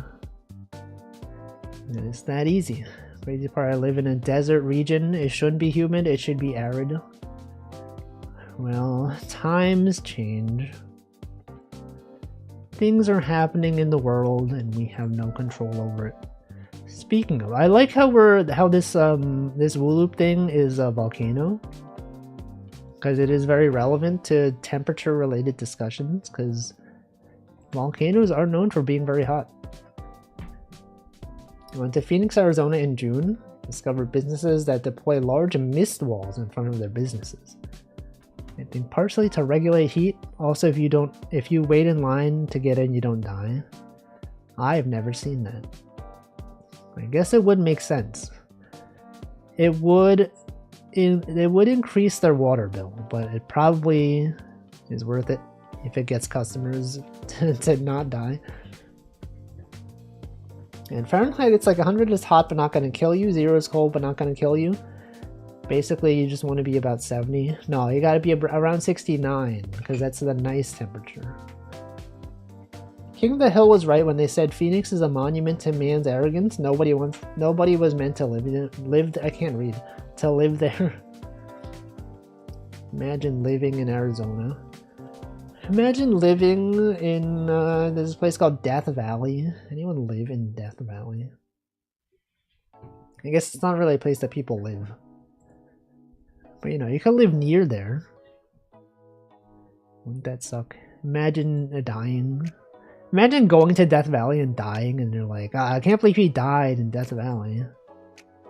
You're like, of course. What did you think was gonna happen? It's literally in the name. Dying while waiting for a clerk to scan your items is the worst. I'm sure it's happened. If you're inside the mist wall, you almost forget it's 113. At 113 Fahrenheit? Dude, that's crazy. Actually, I guess if it's dry, it's not as bad. Because, like, I know, like, California is known for being really dry, but then, like, it being, like, 90 degrees Fahrenheit in California is not as bad as if you're, like, in a place that's very humid. Like, if you like, went to Southeast Asia or something, you could be the same temperature, but it's, like, so much worse because it's humid. I've never been to Southeast Asia, but I've heard it's like very hot, especially like in the Philippines. Kind of interesting how Wolf on the East Coast, US, and me in southern Germany have usually pretty similar weather and climate. Yeah, aren't we in like similar latitudes or something? Germany and New York. They're like pretty close, vertically speaking. And by vertically, I mean latitudinally, is that a word? My dad apparently had a friend who went cycling in Death Valley, got stopped by the police, told he was dehydrated, taken to a farm, slept for over a day. Damn. Sometimes people like don't know that they're dehydrated. They can't tell. They just go about and they're like, oh, I don't know, and then they pass out from the dehydration. Imagine not drinking water. Imagine people being fools and not even hydrating themselves on a regular basis. Strange. Remember someone died at Death Valley a couple years ago? It was big news. I guess it doesn't happen that often. Oh. What if they die, but then, like, you know, their bodies are never found? Because, you know, it's a very big open area. And no one hears from them. They're like, where did they go? Oh, they went to Death Valley? Oh, well. Alright. It's like Death Mountain. Isn't there a place in Zelda called Death Mountain? Or am I forgetting? Is that a thing in Zelda? Death Mountain? Death Valley? No, it's not Death Valley. Isn't there like a Death Mountain? There is, okay. Honestly, if the sun isn't blaring directly on you, it's more tolerable than like 20 degrees less but humid. Exactly. In all actuality, your body is bad at telling you if you're dehydrated, especially in hot climates. Man, you don't even know. People don't even know. I feel like when I visited Japan, every time I visit Japan, I always feel like I'm so dehydrated. Because like when I'm at home or like at the office, I do tend to drink like a good amount of water. But then like when you're like traveling, you know, you can't carry so much bottled water with you. And like a lot of places don't have like water fountains or whatever. And go through the day, I just feel so dehydrated. Also because I'm like walking around a lot. It's just weird. Especially when I'm on the plane. I don't know what it is about the plane. Do you get more dehydrated on planes in general? Is it just because like I don't drink as much water on the plane? I don't know. It's life. There's a lot of people every summer who go hiking with 10% of the water they should have. Right, they don't even know. They do have vending machines, that is true. But then you gotta like spend money. Drink about 500 milliliters of water an hour when cycling in hot weather. Hot weather? I said weather. I never overheat, but I have to stop for a lot of top-ups. Yeah. It's, I guess when you exercise, you do need a lot of water. Is there a life mountain if there's a Death Valley? No. That's not how it works. Simply things. So every time I go hiking, there's always posters at the trailhead of guys who went missing on the trail. Scares me straight. Man. I don't know. Imagine hiking in places. You know what hobby is scary to me? cave spelunking. Why do people do that? Especially people that like dive and go into like deep places. Like they dive and then they go like cave spelunking in the depths. Like what are they doing? Why would they do that? If I was ever in a cave, I'd be like, I want to get out of here right now. Lower pressure and low humidity on plains, I think, tends to make things have lots of water. Lower pressure and low humidity. I guess. Welcome, Michael. You'll sweat a lot in humid climates. The danger of hot, dry climates is sometimes it's so hot your sweat will evaporate and dry up before you notice. Oh, right. So you don't even know. You don't even know that you're sweating. Yeah, the nutty putty cave guy. That guy was so nutty. Also, welcome Lurking Yoshi. Caves are cool, but I'm never going in one unless it's extremely well explored and set up. I feel like even if it is well explored, I don't think I would want to go in. Like, what reason do I have to go into a cave? It's like, it's dark. There's like, you could get lost. I mean, I guess if it's set up, there's probably like trails, but it's dark. It's damp. Why would I want to spend time there? I don't know. I never understand. I heard Everest is scary because when people die, their bodies freeze and never decompose. Dang. That's scary. Would anyone ever climb Mount Fuji? Actually, I feel like a lot of people do it. It's like probably pretty safe now. But like, there's like too many people going.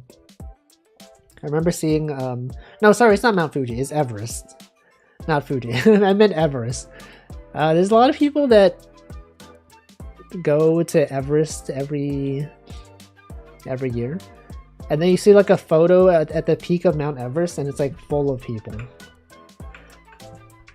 Mount Everest tourism. Like at the top of it's like it looks like this. There's like so many people up there.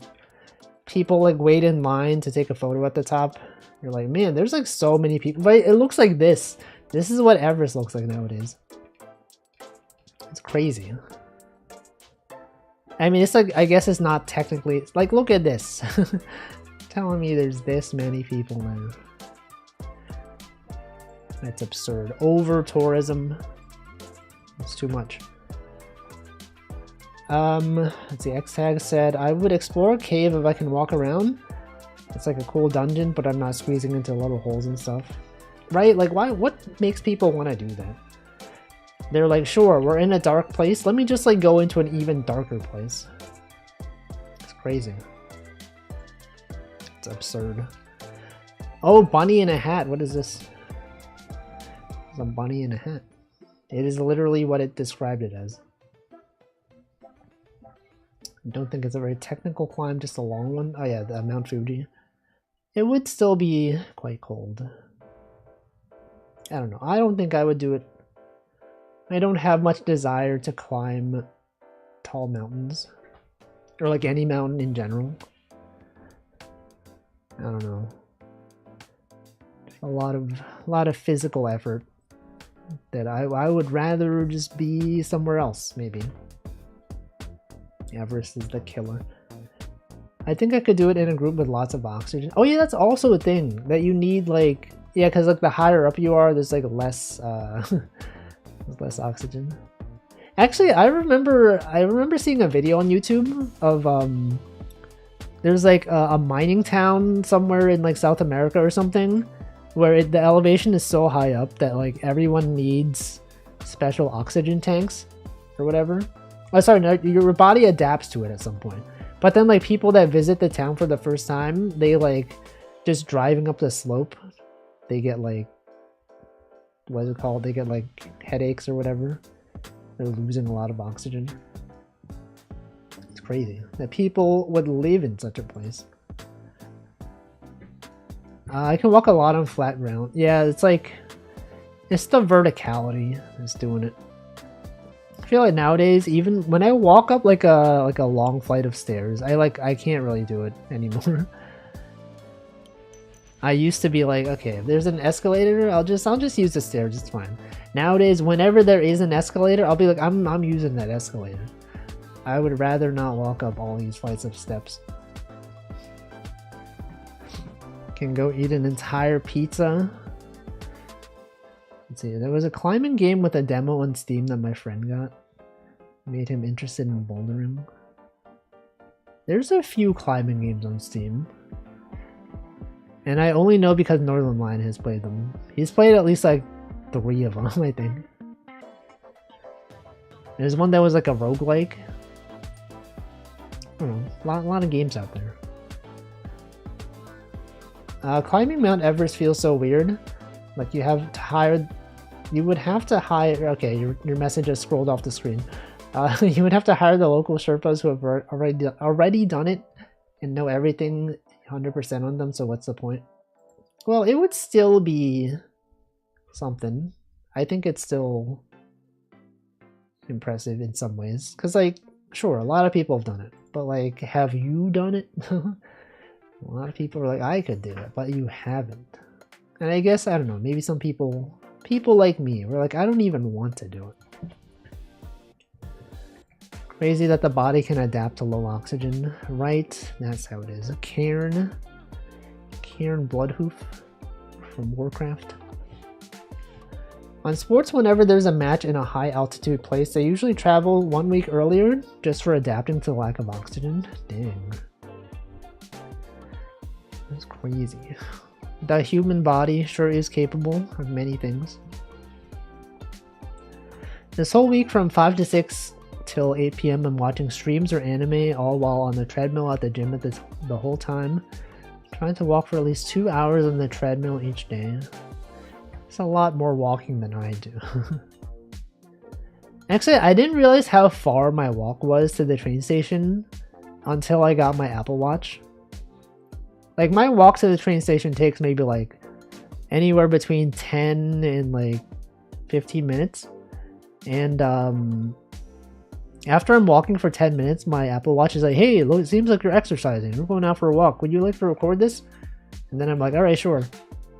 And then after I get home and then I check the stats, it's like, you walked about a mile. Yeah, it's like, it's like 0.7 miles. And I'm like, I didn't know I lived that far from the train station. I assumed that, like, it doesn't feel that long. But when I actually see the numbers, I'm like, wow, that you're telling me that I walk more than a mile every time I have to go to work? It feels like a lot. Let me scroll up. I think there's a physical aspect too, because it's not just the knowledge that's there, training your body to adapt to the lower oxygen. Even Denver sports teams have a bit of an unfair advantage that way. Is Denver really high up vertically? Denver is only a mile high. It's not that bad like some South American cities. I didn't know Denver was elevated that much. I still make myself go up big flights of stairs. I remember when I stayed in China for 2 months, I used to run up 12 flights and race the elevator. Don't think I can do that now. I used to be able to go upstairs very easily, but now, I don't know. I'm starting to feel it. My muscles are not the same as they used to be. And then you're like, no, but what if you just, is it because you're not taking the stairs that your muscles don't, they don't become stronger or whatever? I don't know. I guess. My Apple Watch underestimates my step count on the treadmill, but I think overestimates otherwise. Yeah, different watches have different trade-offs. Some of them are more accurate for some things. But I don't know. I guess they're just numbers. It doesn't matter too much to me. It sounds right, the light rail and or bus stop that I used to take to uni was that length. Right? Like it doesn't feel that far. But I guess it kind of is.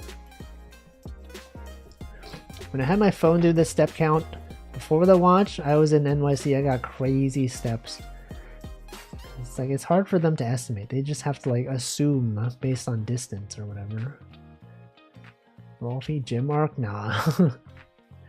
You get winded going up a flight of stairs, that's when you know you have to work out a bit. I've been there. No, it's Surely.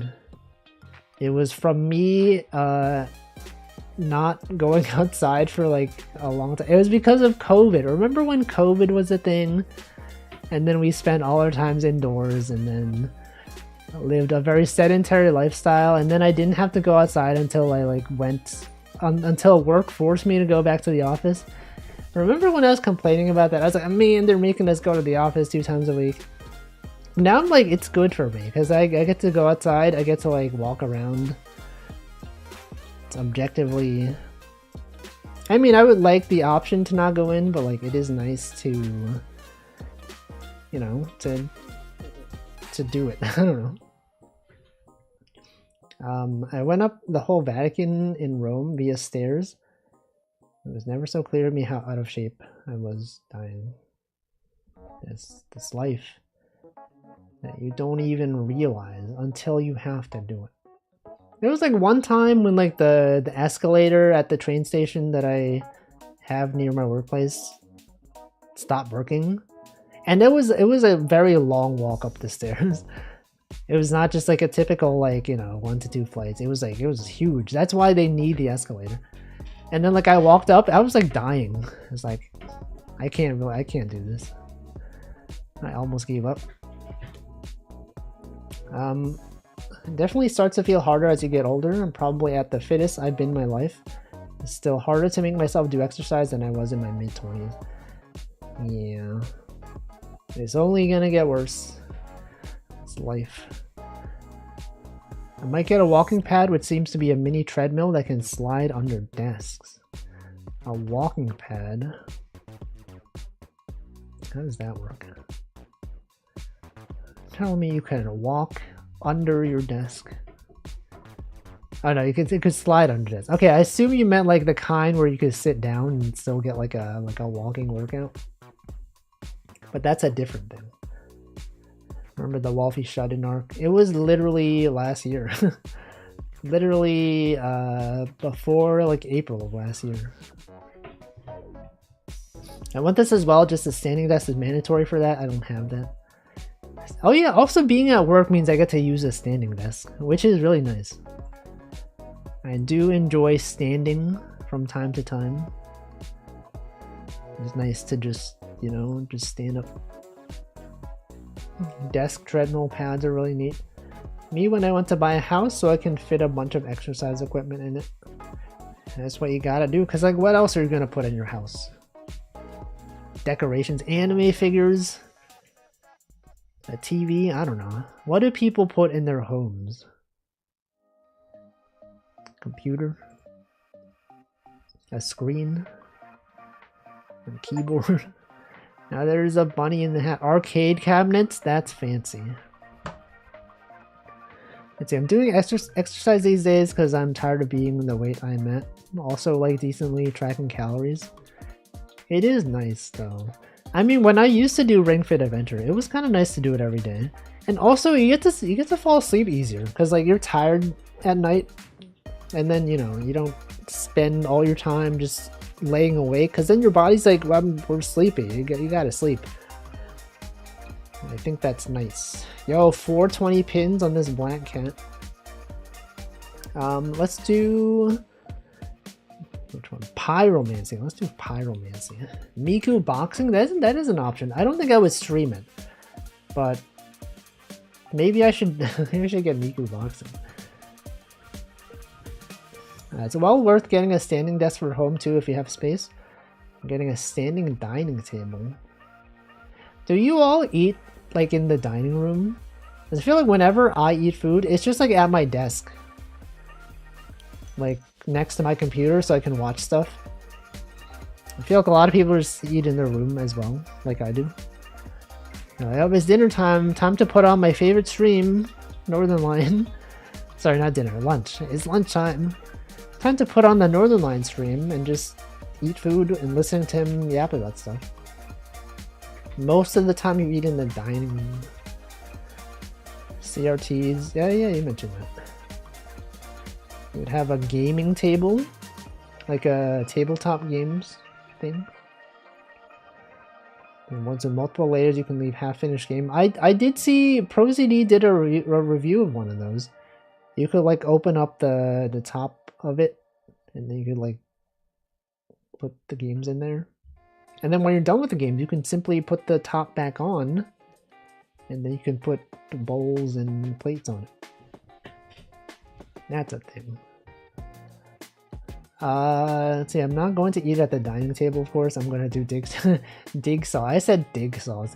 Jigsaws. Dining table, jigsaw, digsaw. And why do they even call it a dining table if you're not even going to dine on it? Then where do you dine? Do you also dine in your room? Tabletop games. Anyone dining in the room? Anyone eat their food in the living room in front of the TV, sitting on the couch? That's a classic American thing, right? You're just out there, it's like, oh, it's dinner time. Time to get the microwavable, the microwavable meal, sit in front of the TV and watch it. I normally eat off a tallish coffee table from the couch. That sounds like the classic moment then. I only eat in the dining room when we have company. That makes sense. That makes quite a bit of sense. Welcome Cryptic Command. What's your favorite frozen TV dinner? I don't know if I have one. I'm not sure if I've eaten enough of them to really know. Does anyone have a favorite? If you had to choose one, which one would it be? Insert guy drinking beer in a bowl of chips, holding a remote. Exactly. The classic American pastime. Chicken pot pies. That sounds good. I feel like the one that I most often associate with that kind of food is like meatloaf. They have like mashed potatoes with gravy, meatloaf, and like corn, and maybe like some broccoli or whatever. That's like the default, in my opinion. When I think of it, it's like it's that. Yeah, Salisbury steak. That's what it was. That's like the classic TV dinner. The Marie Callender pot pies are nice. I'm not sure if I've ever had those. Banquet. Oh no, yeah, that's the one I was thinking of. Hold on. Can I find Banquet's Salisbury steak? I think this is the, when I think of TV dinners, yeah, this is the default that I think of. It's this one. I've had this before. It's alright. Chicken fried steak. I don't think I've had that. But also, I don't really eat steak in general. It's too much. Beef has too much iron for me. Yeah, an American classic. What are some other like classic American dinners? When you think of, you know, an American sitting down in front of the couch watching TV, what are they eating? A hungry man dinner? What's in a hungry man dinner? I didn't eat much steak until adulthood. Isn't it bad to eat a lot of steak though? Nuggies and mac and cheese. Yo, dinosaur nuggets though? What about those? Meatloaf, steamed hams.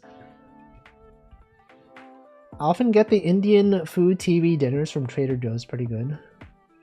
Indian food TV dinners. I haven't even heard of those. Steak, that guy. Is that guy still making TikToks? Grilled cheese. Welcome, Matthias. Grilled cheese. I don't know. Grilled cheese for dinner? A verdict is still out on the effect of red meat. Well, for me specifically. I don't mean in general. I just mean for me it's not that good. I guess no, I did ask, is it bad to eat a lot of steak? Not, that was in general, but like for me it's bad. Didn't Trader Joe's have a massive lawsuit due to an investigation showing horrible quality control? Did they? I've never actually bought anything from Trader Joe's before. Like, I've walked into one at least a few times. Yeah, that's the name for it. When I've got too much iron.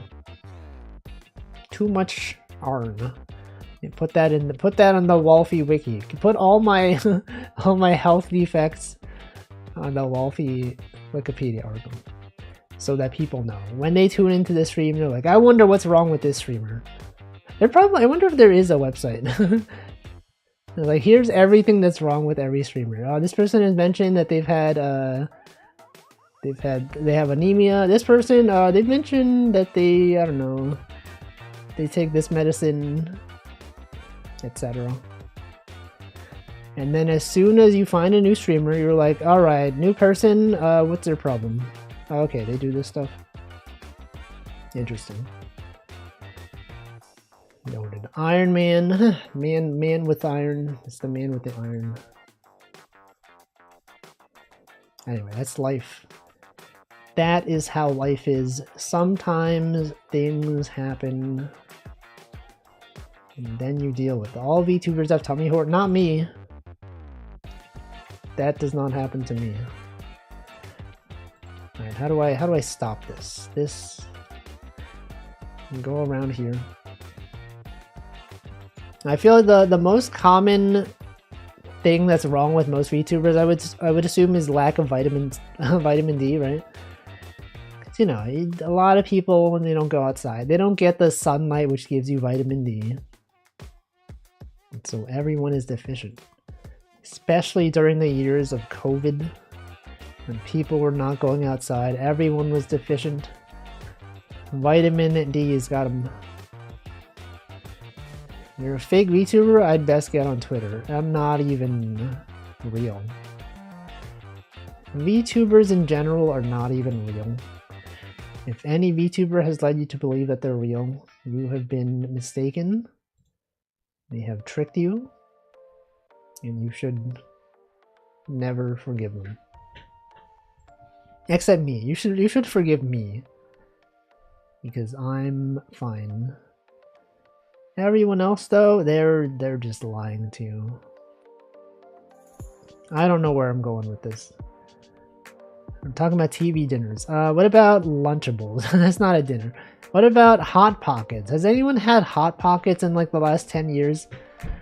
I remember a long time ago, I would eat Hot Pockets. But I've not had one in probably like 15 years now. And I'm wondering if they've changed at all. I was kind of craving a Hot Pocket recently. What's the best one? Of the Hot Pockets that you've had, which one would you say is the best? Isn't there one that's like pizza?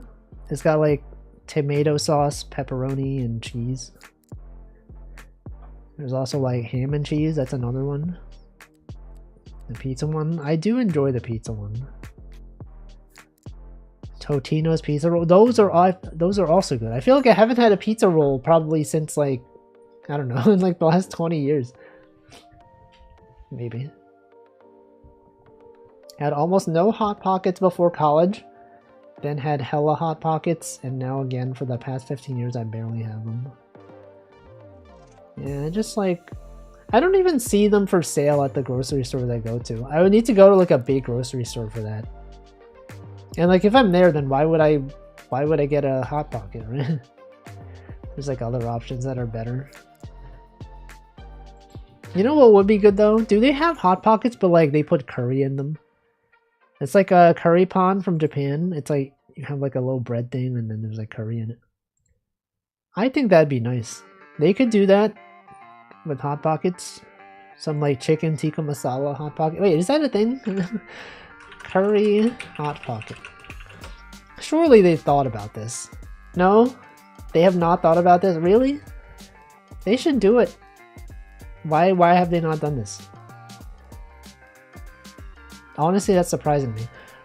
Chicken Hot Pocket? Chicken tikka masala. Hot Pocket. See, this isn't even an official one. They should make this. Why are they not doing this? Are they stupid? Are they just don't even want the money? Come on. That would be nice. Last time I had a Hot Pocket was at a friend's place. Last time I actively got one myself was in elementary school. Yeah, that's like a classic elementary school thing. Frozen meals. Westerners don't like curry enough? No, but it's so good. Except in the UK, yeah, they have curry that's invented in the UK. I feel oddly enough, curry is not like a major Westerner flavor palette, but it's so good. Why don't they understand? Are they like, oh, this thing's not American? I can't believe we can't eat food that's not American. Can't believe they would add Indian food to our Hot Pockets. I'm gonna boycott them because they're adding food from different cultures. Everyone loves chicken tikka masala. I think big frozen food should start pushing curry. I think so as well. They're missing out on like good flavor. Missing out on some opportunities. I got on the subscription bandwagon, get ingredients delivered for most meals. I've escaped ready meals. Do you mean like those like services where they choose a meal for you and then they send you all the ingredients? Or do you just get like generic things like, you know, give me some chicken every week, some beef, and then they just deliver it on a schedule? Spice joke? What is that? What does that even mean? How many Hot Pockets can you eat? I think when I used to eat them, I probably would eat like 2 of them, right? It's like there's a lot of food that's like very calorically dense. It's like it doesn't look that big, but then when you eat it, it's like, wow, this is like actually it's like a lot of food. Donuts. I told you I don't like ethnic food. What? Where did donuts originate? Also, welcome home, Sinuka. Wish we had curry pot and green tea bottle. You don't have green tea over there? Or is that Sweden? Was that in Sweden? Some Scandinavian region. They don't have green tea bottles. You don't have oi ocha over there, or whatever it's called. It's a coffee country. They hate tea. Man. See, to be honest, those services are kind of nice if you actually make the things on schedule. Yeah, I guess. I guess also if you're like learning to cook, you don't have to like portion things correctly. Oi ocha would be great. It's pretty good. I haven't had it in a while. You can pick from 30 meals or something. I never do, just take the defaults though, because I'm not paying for choice. I'm paying to have choice made. So true. When you have too many choices, you have no choices. When someone shows you a menu and you're like, what do you want? I'm going out to this restaurant. Would you like me to buy something for you? And they show you the menu and I'm like, there's like there's like 100 options here. I don't know. You pick one for me. And then they do, and it's like, it's actually pretty good. Whatever it was you chose, just keep picking that one whenever you go back. It did help me level up cooking skills. The problem is if you're too tired to cook, ingredients pile up. Yeah, but then you got food. Then you no longer have to worry about running out of food. Me, when I look at my backlog Steam games, of 200 Steam games, barely feel like gaming once I finally pick one. There's too many options. When Steam sale happens, and you're like, which game do I want? There's too many games. And then you buy the games and then you don't play them. You're like, oh, what if I played this game? And you're like, oh, no, I don't know. Why would I play that when I could instead watch a stream or like a YouTube video? Why would I play the game that I spent money on? Just because it was on sale. The menu better only have 6 options or 100 options with 3 chef choices. It's true. There's a lot of restaurants that have like too many options. Go there and it's like, I feel like that's a really common in like, when I go to like Vietnamese restaurants. I check the menu and there's like 100 things. I guess they're all like variations of the same thing, I guess. There's some kind of like noodle or bread with meat.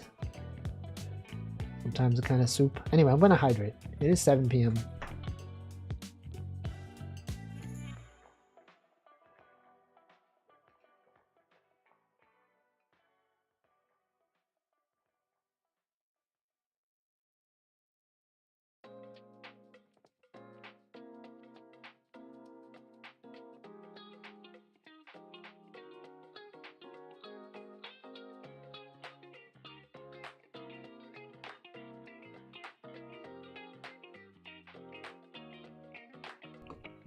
Alright, I have hydrated. Mexican food is like that. Yeah, especially like Taco Bell. I've heard that Taco Bell is basically just the same ingredients, assembled a different way. That's a thing. Anyway, what was I talking about? Food. Choices, having too many choices. When you go on Twitch and too many people are streaming, but then it's not your go-to streamers. And you're like, well, I am following like a lot of people. I'm like, I look at my list of people that are streaming and it's like 50 people online. And I'm like, I don't really feel like watching like any of these people. If they're not like my usual people that I watch, what am I gonna do? Like watch someone that I followed and never actually watched? 30 tier 3 streamers. It's not that they're bad streamers. It's just that I've gotten so accustomed to like watching the same streamers that when they're not streaming, I'm like, what do I do? Do I watch this person? You have your usual. Just count on them being live at a certain time. Play them. And then they're there. I look and I'm like, oh no, it's my usuals, but they're all playing Balatro Marvel Rivals. Hey, but Balatro is fun. I guess if you've never played Balatro, watching it is kind of like, I guess could not be fun, because you're like, I don't know what's happening. I feel like that's how I felt when I, a long time ago, when I watched Northern Lion play it for like the first time, and he kept playing it. I was like, I don't know what he's doing. He's like playing, it's like, oh, did you play this card, and then this mold goes up. And then it wasn't until I actually played it that I'm like, okay, now I get it. Now when I watch people play it, I can be like, oh yeah, they're going for this build. I see. Yeah, I would have done it differently, but you know, I guess this works too. I would have played this card instead. Streamer, don't you know that if you play this card instead, this is a better choice. More fun to play than watch. I think it depends on the streamer. If it's someone who like, I guess as someone who knows the game at least somewhat, if it's someone who is just starting out and they're like looking for advice, I feel like it's interesting to see them like learn how to do stuff.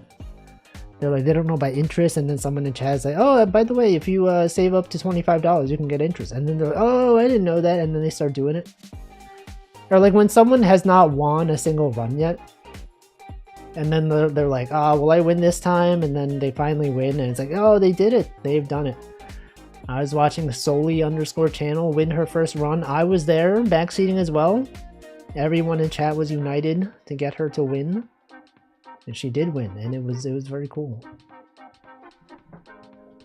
There's too much going on, I just zone out unless I'm playing it myself. There is a lot going on. There is quite a bit happening. Anyway, yeah, there are some games that, like, if I see people streaming them, I'm like, I don't know if I want to watch this. Like, I used to think Marvel Rivals was kind of fun to watch, but, like, I don't know. Nowadays, I don't know. It doesn't really interest me. It's, like, too much. If it's a stream where they can easily just yap over it, then sure, I'll watch that. That's always my preference. Is that if someone is playing a mundane game, that they can just not talk about the game. That's the kind of streams that I watch. FPS as a spectator doesn't usually work for me. Yeah. Like if someone was playing, actually I feel like barely any of the streamers I watch play League of Legends, which is good because I feel like if they did stream League of Legends, I would not watch. I'd be like, I don't know, I'm out of here. I'm not interested in watching this. Actually, let me see what people I'm following are streaming right now. Let me judge the people that I'm following for what they're streaming. Just chatting, just chatting. Just chatting, software game development, just chatting, Maple Story, retro, it could be anything, just chatting, The Sims, oh yeah, didn't they, a lot of people are talking about The Sims recently. Did they like release like a Sims remake or something? Sims 2? Sims 3? Why is everyone playing The Sims now? The Skibidims. I can actually sometimes watch League of Legends even though I haven't played in over 12 years. But do you have a good time watching it though? Do you watch someone playing League and think, ah, I love this. Love watching this game. So Chia and Ira both playing Sims 2, which is an odd count. Coincidence? No, I think something happened with The Sims. Did they like release oh, the 25th. Oh, The Sims and Sims 2 get a re-release to celebrate the 25th anniversary. Okay, so they re-release the game because it, you know, it's a thing. More than some stuff, I suppose, but it's not my fave. League of Legends. What about Valorant? People watching Valorant. Single player FPS is fun, multiplayer is snooze. Yeah, I guess because like a lot of single player FPS has like a story or like some kind of challenge that isn't just other players. But what about this if it's TF2 though? Wouldn't you enjoy watching Team Fortress 2? Is that the exception? And you're like, well, TF2, I love that game. To watch them run around? 2-Fort? When you watch someone stream 2-Fort? Yes, 2-Fort would be like a chatting stream. Hold on, sorry, I was gonna say, okay, who else am I watching? Sorry, who else is streaming? And what are they streaming? Marvel Rivals, special events, Overwatch. What the Overwatch? Oh no, I was like, who plays Overwatch? It is the Overwatch official Twitch channel, which I'm subscribed to for some reason. Sorry, not subscribed to, following. Why am I following Overwatch Esports? I don't even watch that. We got Elden Ring, Helldivers, Yakuza, Infinity Nikki. I would enjoy TF2 stream because I would join. That is true. You could in fact join. Alright, here it is. Here it is. What? Oh, wait, what's happening? What's happening? Oh, I have to go up. Wait, I see. What's the next hit game, do you think? Any games coming out that people are excited about? People being like, I can't wait until Civ 7 comes out. Civ 7. Sid Meier's Civilization. For sure will be the next hit game. I guess it depends on the type of streamer. I don't know if a lot of people that I follow are going to be playing Civ 6. But I feel like of people that are into that kind of game, I guess. Unless it's bad, it might just be. Pokemon Legends Azar. It is true. People are anticipating it. What about Team Fortress 3? What about Half-Life 3? What if Bloodborne on PC? Surely that's happening this year.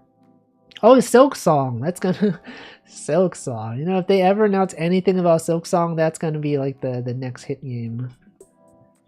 Everyone's gonna. Well, I guess I asked about games that are confirmed to be coming out.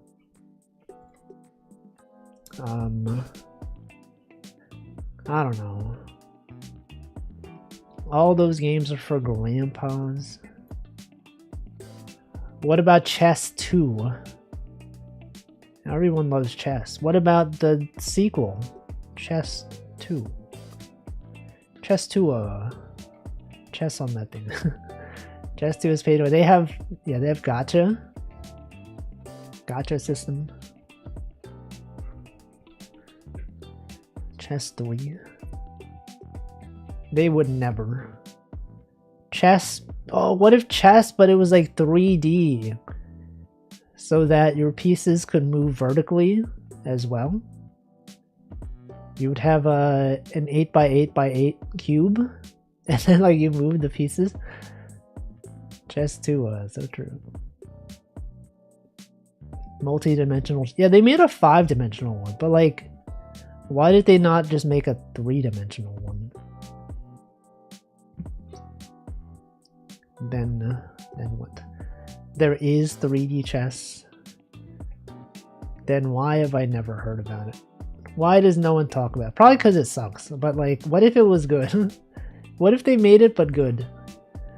All variants you can think of have been made. What about I was gonna say, what about one-dimensional chess? But that does exist. I remember seeing it. They just got like one pawn, a king, and like another thing, some other piece. Anyway, a lot of options. No, you know what is going to be the next hit game? FIFA. The next FIFA game. The next Madden game. I remember on Twitter I saw a screenshot of like, here's the top 10 games of 2024. And like 6 of them were like iterations on sports games. And like we always forget how popular those games are. That normies actually do spend a lot of time playing sports games as video games. Soccer, FIFA, NBA 2K. And then the other... Actually, no. Half of them were like sports games. And then like... Yeah, like 2 Call of Duty games. And then the other 3 were like... I forget. But it was like, man... All the games we thought that would be popular... and would sell really well. They don't even compare to casual sports games. Because standard chess is so ubiquitous, everything gets overshadowed. True. Someone needs to make a better chess. How can we improve on the existing formula? Making a new game? Nah, just adjust an existing game, obviously. Chess with Fog of War, yeah. Polytopia, I know that reference. It's an Elon Musk quote. Chess doesn't even have Fog of War. This is why I play Polytopia instead. They said they're not making a new FIFA. The last one was the final perfected project. Or sorry, not FIFA, whatever it was, FC, whatever. The spiritual successor to FIFA. Sports. The big football game.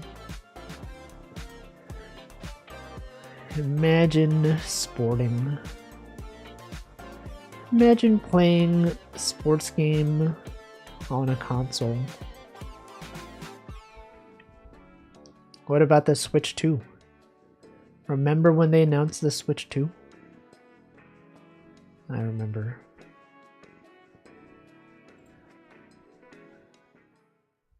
Need a lot of... You need to be very smart. Nostalgic. The Switch 2, the nostalgic console.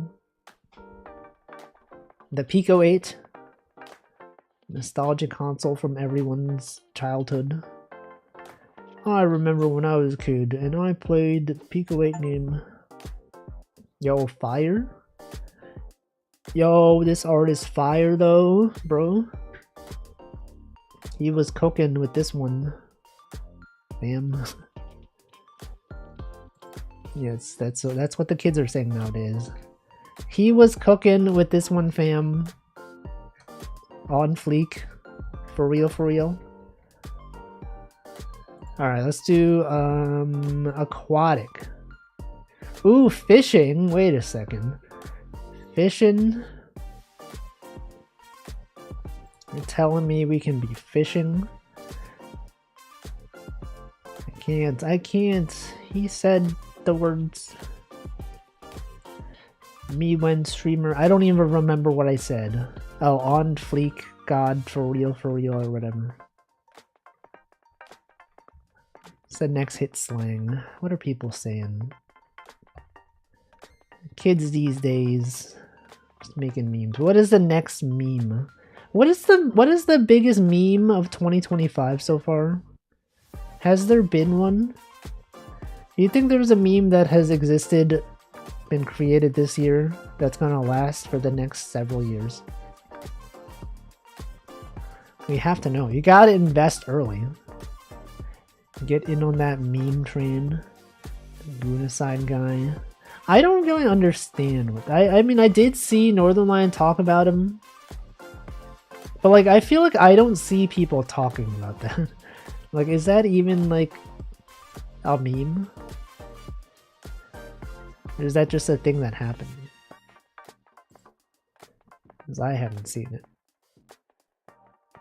Actually, there's a lot of memes that I guess exist, but I don't see. Like, so I have like multiple Twitter accounts, right? One for like the one with the 1 billion followers, one for like posting stream stuff, and then I have like the Aikatsu Daily Art one. And that one, since I don't follow anyone or interact with anything on that account, the algorithm will show me, I guess, like what normies would see. And like there's this meme, I don't know if it's like a meme, but like on Twitter there's this trend that's like tap and hold this image and load it in 4K. I always see those on my For You page on that account. I've never like tried doing it. I don't really know what the big deal is, but it seems like it's like a big thing. Like what does that mean? Does anyone know what that meme is? Tap and load this image in 4K. What do they mean by this? I just don't know. I have been seeing Balatro memes though. Isn't it a trick to get people to like the video? Is that what it is? But it's not a video though, it's just an image. I don't know. We just don't know. No one really even knows. Balatro memes though, they've been getting a lot of likes. I mean, I haven't posted one, but like I've seen them and they have tens of thousands of likes. Wow, look at this. Fishing? This guy is in fact fishing. Alright, let's do ooh, frog. We talked about frogs, right? Remember that? Remember talking about frogs? Why did I talk about frogs? Oh, wire frog. Yeah, wire fraud. Wire frog. Balatro art. A lot of fan art of the Balatro Jokers as like anime girls. That's a thing that's been happening. I don't know. What else is happening out there? What even is occurring in society? Life. What about the good old sports? What about good old sports? How about that weather, guys? No, we already talked about weather. Oh man, can't talk about weather again. What about the Super Bowl is next week? I didn't know that. I don't know when sporting events are. You're telling me the Super Bowl. Oh, that means the Puppy Bowl is gonna be there. Puppy Bowl. I didn't know they could do that. The heckin' superb owl. Me when I want to make it clear that I don't know sports. Guys, the superb owl, am I right, guys? Sports. Where Super Bowl was bowling? Why is it called the Super Bowl anyway? Like, what is the bowl part of it? They don't bowl. That's not a thing. Bowling? That's not a thing. They don't even do that in the Super Bowl. A lot of football games are called bowls. Is it because like the arena is bowl shaped? No, because like that's like every arena. How many AI ads do we think we played? I forgot that was the appeal of the Super Bowl. I was like, hey, Super Bowl obviously sports. But I forgot that people watch the Super Bowl to see the ads. That is in fact a thing that happens. Because of the podium shape? The bowl? The bowl podium? A relative is into darts. Everyone seems to have such a good time in those tournaments. Darts tournaments? I've never even seen one. I don't even know. Darts is one of the few sports where you can drink while playing. See, that's what surprises me though. It's like darts is like kind of dangerous, right? You're like throwing a very sharp object around. I'm kind of surprised that, you know, you could drink while doing it. But maybe it's fine. Yo, this frog's giving a thumbs up. What the heck? This image goes hard. Feel free to screenshot this image goes hard. The term bowl originated from the Rose Bowl. The Rose Bowl Stadium, site of the first postseason college football games. The Rose Bowl Stadium takes its shape from bowl-shaped design from Yale Bowl. Yale Bowl. What the? You're telling me it's just because of the Rose Bowl. The Rose Bowl parade.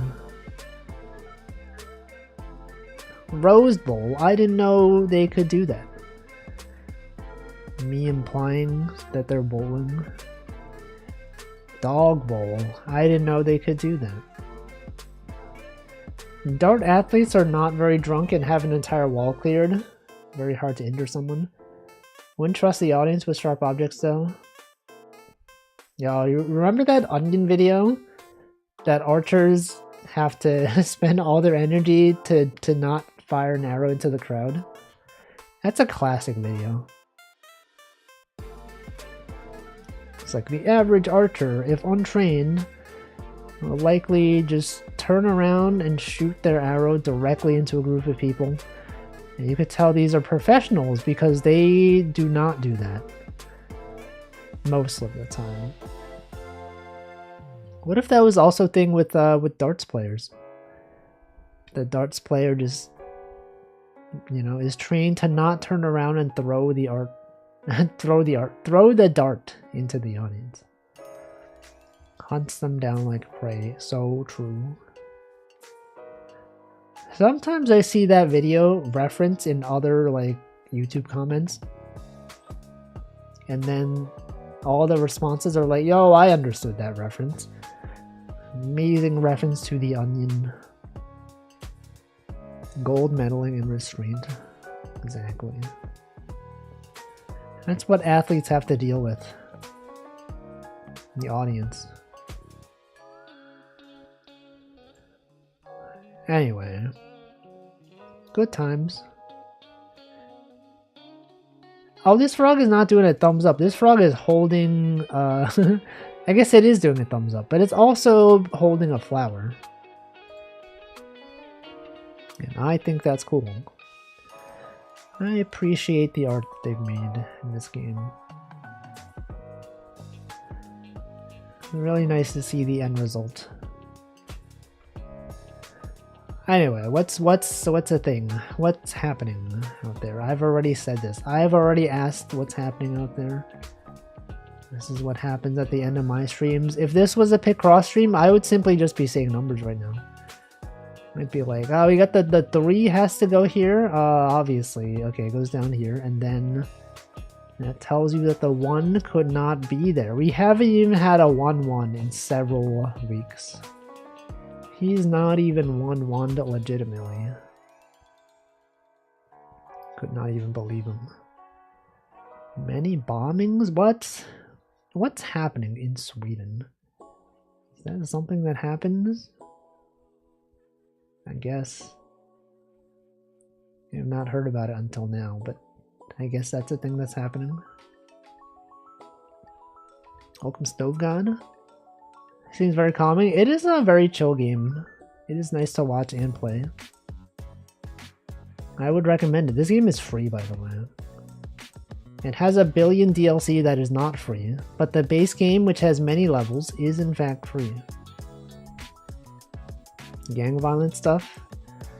Oh man. They're out there blowing things up. Man. Why do people do that? Why can't people simply not do that? If it was me, I would simply not do that. It is in fact that simple. Shrimple. It is that shrimple. Speaking of shrimple, everyone make sure you unshrimp yourself. I was definitely shrimping. I am now sitting up straight. I'm actually going to stretch my arms upward. You should also do this. Stretch your arms. I have now stretched my arms. And I'm now sitting up slightly more straight than I was before. Alicia. Yeah, looking at the shrimp. Fried shrimp. Any fans of shrimp in the chat? Want to know some platypus facts? Sure. Tell me some. What's the big deal with platypus? What's happening in the world of platypus? Platypi? Platinum? Pokemon Platinum? Stretch too much, it hurt my shoulder. You should not do that. Or maybe you should do it more, because like then you'll get used to it, right? Isn't that the thing? It's like if you haven't stretched in a long time, it's like it's not as good. But then given enough iterations, it just means you have to do it more. Exactly.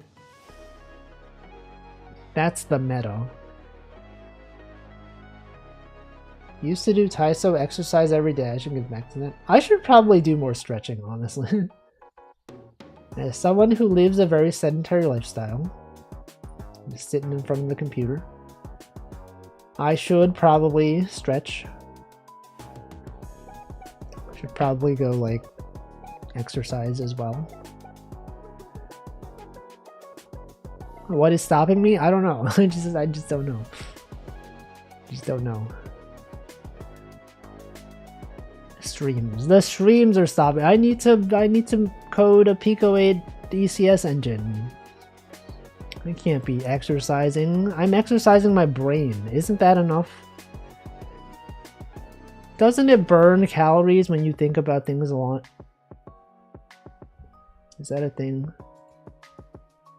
You spend a lot of time like programming something that requires intensive brain activity. Doesn't that also burn calories? Am I not simply exercising by playing this game, huh? When platypus gives milk to their young, it just exudes from pores in their skin. No nipples, they can sense electricity. They don't have stomachs. They don't have stomachs? How does that work? What are you talking about? And how do they absorb the nutrients? How does that even work logistically? Exercise is overrated. Embrace the couch potato life. I don't even have a couch. Never even potatoed. Most of calories are burnt through breathing. That is true. That is why, that is how people like lose weight while they're sleeping. Do you know about this? Is that a lot of people, when they try to like, what the heck? When they try to like weigh themselves to find out, you know, how much they weigh. Well, that's what weighing is. I'm just explaining what weighing is, if you did not know. Apparently, it's like people prefer to do it after they wake up and like, you know, they go to the bathroom and all that. Then apparently, like a lot of our mass is lost while we sleep because we're breathing. That's kind of wild when you think about it. I never even thought about that. I was like, yeah, obviously it has to go somewhere. to think that it's just in the air, it's like absurd. And it goes straight to their intestine, but not the stomach. What is the stomach for? Isn't it just like it has a lot of acid and then the acid helps dissolve the food? Does that mean then that platypus can just... What if it eats something that... How does that... What I don't even know. How does that work? What does the intestine even do? I don't even know what parts of the body do. What does an intestine do? Breathe in O2, breathe out CO2. So true. How can we add carbon to it? Carbon oxide. Untrue, they have stomachs, it's just not used for containing acid. Oh, I see. Well, false information, possibly. Me just believing things that are told to me. And I did like actually lose 5 pounds in the last 24 hours. Water weight was a lot of it. 5 pounds, that's like a lot. That is quite a bit, especially if you've been hydrating a lot. I think that's reasonable. It happens sometimes. Imagine though. I feel like my weight is very consistent. There's always, every time I weigh myself, I'm like, I wonder if I've gained weight. And then I'm like, nope, I haven't. It is the same. 5 pounds is 2.2 liters of water. Anyone out there leading their water? Liters? You're telling me that... What about followers of water, huh? How can you have 2.2 liters without followers, huh? Who are they even leading?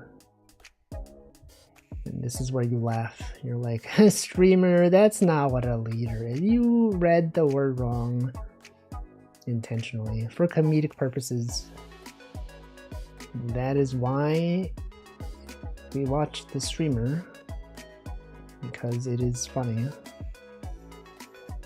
He sure does have a way of words just out here saying things that are objectively not true to be funny. And then he explained why it is funny. And that's why it's good.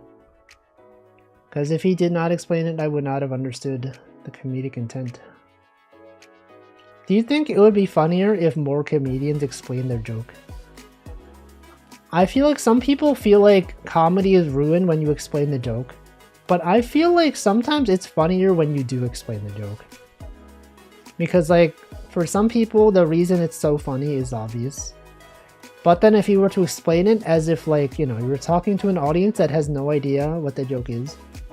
And I think sometimes you can get even more comedy out of it. The explaining the joke is part of the joke itself. It's not about the destination, it's about the journey. Frog. Look at this frog. This frog is giving you a thumbs up and a flower. Does anyone have a flower emote you can post? How many flower emotes do I have? Look at this. We got 4 flower emotes, one of which is a global one. Wow. Popular emotes that people have. I guess this one is kind of a flower in some ways. That one is literally a flower. Novu VT. A lot of good emotes out there. Alright, let's see. Which one? Message in a bottle. A whale. Surf. Bubbles. Swordfish.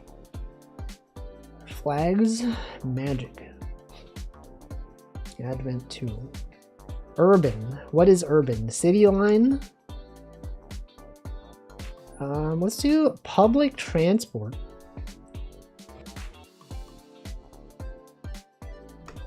Which public transport? Is this a bus? Is that a train? I don't even know. I guess we'll find out. We will find out what this thing is. And then you'll be like, wow, I totally did not see what this thing was. I didn't even realize that it was this vehicle. Don't even know. What's everyone's favorite joke? Has there been a joke that you heard recently that you're like, wow, this is amazing. I gotta tell everyone about this one. I should start taking notes of good jokes that I hear so that I could steal them for content on my stream. Hey, did you hear the one about the dog? You're like, no, I haven't. What happened with the dog? I don't know. I was wondering if you knew. I just want to hear some news about dogs. And they're like, that's not even a joke. It's not. I thought you were gonna like. There's a punchline. I'm just like, no. I just want to hear about a dog. Better Nate than Lever? Oh, I get it, because like those are words, but like they're also names. I think most jokes I like only work with the context and setup. Yeah, but then what is one example? You gotta give me an example, okay? What about the one about the frog? Did you hear the one about the frog? You're like, what about the frog, Wolfie? What happened with the frog? It was... I don't know. It was, we can workshop this. So what is the joke with the frog? Hey, do you hear the one about the frog?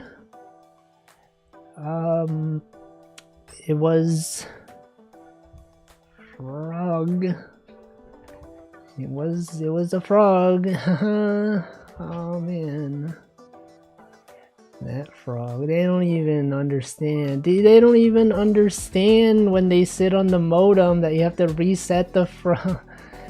They didn't even... That's just the punchline. There's a whole setup. Get new material. Okay. Why was the Minecraft builder booed at the stand-up comedy routine? Cause he didn't have enough material. Cause like, you know, building, you like mine, like craft stuff. It's, I don't know. Material, there's a joke in there. Material? What is material? What even is material? I don't even know. Why did the frog send back his beer? It wasn't hoppy enough? Hoppy Hollow is here. Zolly is here. Hop, I get it, because like hop, like that's a hops, that's a thing used to make beer. Hops. Hops scotch?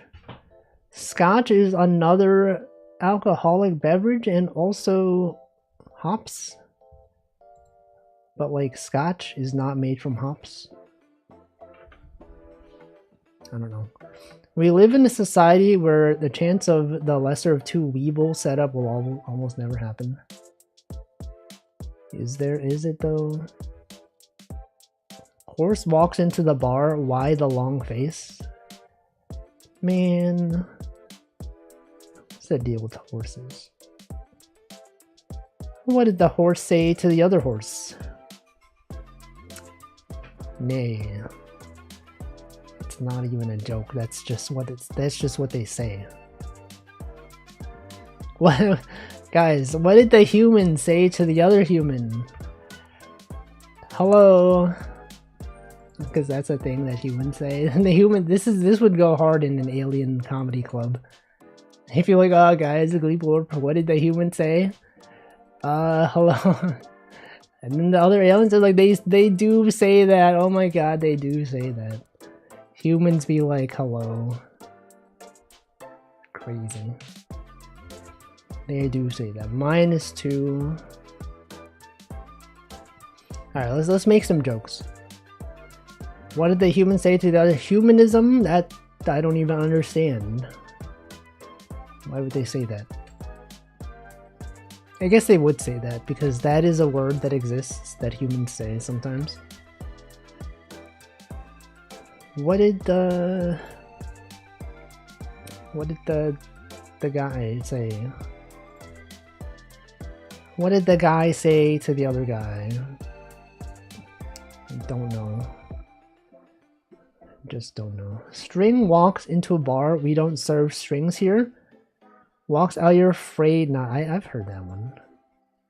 Afraid not. That's a good one. I enjoy the wordplay in that one. It's a classic. That's why that one is so well known. It's one for the decades.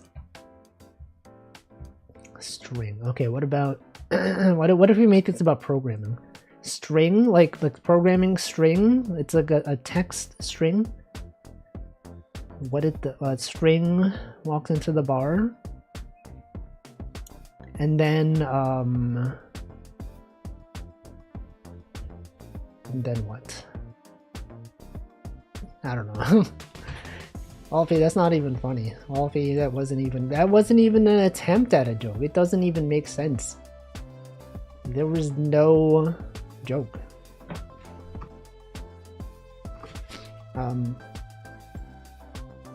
Okay, I'll come up with one, okay?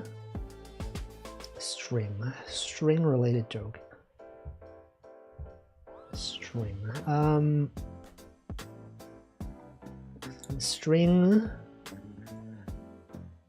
String walks into a bar and it says foo bar string, because like, you know, you had to be there because, like, you know, like programmers for placeholder variables, they use foo and bar, and those are often in strings. It doesn't work. I don't know. Do you know that like in other languages they have other placeholder variables, which makes sense, right? In English, if you've ever seen like programming examples, they use like foo and bar and baz sometimes. In Japanese programming, they use hoge, H-O-G-E. And there's like another one, I forget what it is. But you will often see those as placeholder variables in Japanese. This isn't even a joke, this is just what happens. String walks into a bar, gets piped into grep.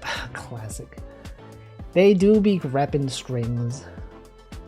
Don't think I've seen the German one. What would they even have though? Tend to use blah. What if it is blah? What if you didn't know that was the common German one, but then you just instinctively picked up on what it was? What about foo? He also says foo. And they call it hoge. It's real. It's not even a joke, it's real. Actually real.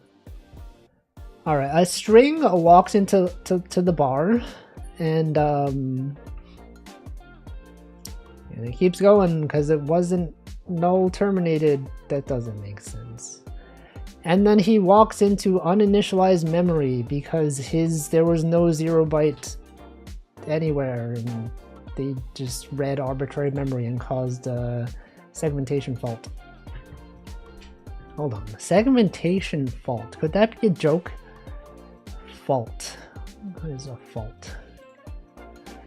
Programmer's wife tells him go to the store, buy a loaf of bread. If they have eggs, buy a dozen. He comes back with 12 loaves of bread. Says why? Because they had eggs. That's another bit that I've heard. I also appreciate. So logically speaking, that's like an Amelia Bedelia bit. Northern Lion has been talking about Amelia Bedelia, a classic children's book where there's like a maid, and when she's told to do stuff, she does it literally. And that sounds like something she would do. I told Amelia Bedelia to go do this stuff, and then she did exactly what I said, but interpreted strangely. Their Pacific is split in two. Google segmentation fault to find out more. Like the fault, like, let's see, like the geographical fault. What about the segmentation? What about the, I don't know. Jokes, everyone. Everyone loves jokes. Not everyone. Some people hate jokes. Imagine hating comedy. When someone tells you a joke, you're just like, I hate that. I hate jokes. There's nothing to laugh about. I don't think it's funny at all. The chicken crossing the road? I don't think so. You're telling me that shrimp? No, that's not even real. Shrimp can't fry rice. They're being ridiculous. You've interpreted the sentence incorrectly. Amelia Bedelia messes up and makes strawberry tarts at the end. That Amelia Bedelia. That Amelia Watson. Remember Amelia Watson? I remember. Classic. Alright, jokes. He died? No! People used to laugh at me when I said I wanted to be a comedian. Well, no one's laughing now. That's a good one. It implies that comedians are meant to be funny, but then they became one and then no one's laughing. I said the word wrong. Dojo. I get some classic jokes on bash.org. I'm sure some of those are very outdated. Why did the chicken cross the road? 2 cats up. Not much. Cat's up with you. Got him. Can't believe you fell for that one. Didn't even realize. Cat's up. Cats. Yo, what about when you wave to a cat and then it says sup? And then that's cat's up. Or like when the cat is like above you vertically. You're like, oh, do you see the cat? Where's the cat? And you say, cat's up. There it is. Now look underwear. Underwear. Where? I get it. Why did the VTuber cross the road? To get to the other stream. VTuber cross the road? The other stream? No, they wouldn't go outside. You're telling me that a VTuber would go outside to watch a stream? I don't think so. Alright, there has to be a funny joke somewhere.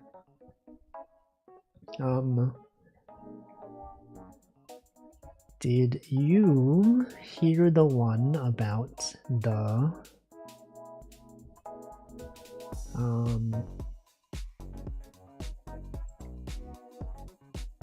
don't know. It did say underwear. I knew. You can't trick me. I expected that. I intentionally played into the bit because I thought it would be humorous. And it was. It was. I think that's why comedy is beloved by many. Humans have enjoyed comedy since the ages of the cavemen. In this essay, I will explain the evolution of comedy over the years and how it has shaped society, and how we as a society would be in a much worse place if we were not to have comedy. Merriam-Webster describes comedy as whatever it says. And this is true. Throughout history, many comedians have made jokes, and many audiences have enjoyed their jokes and laughed, and improved the well-being of our society. One example is this one comedian from this year, and he told this famous joke about this thing. Maybe there aren't any more jokes? No. There have to be. This is a joke from the future. You just don't understand it yet. Bleep blurp. You'll understand. 10 years from now, you'll be like, how did he know? How did he even know?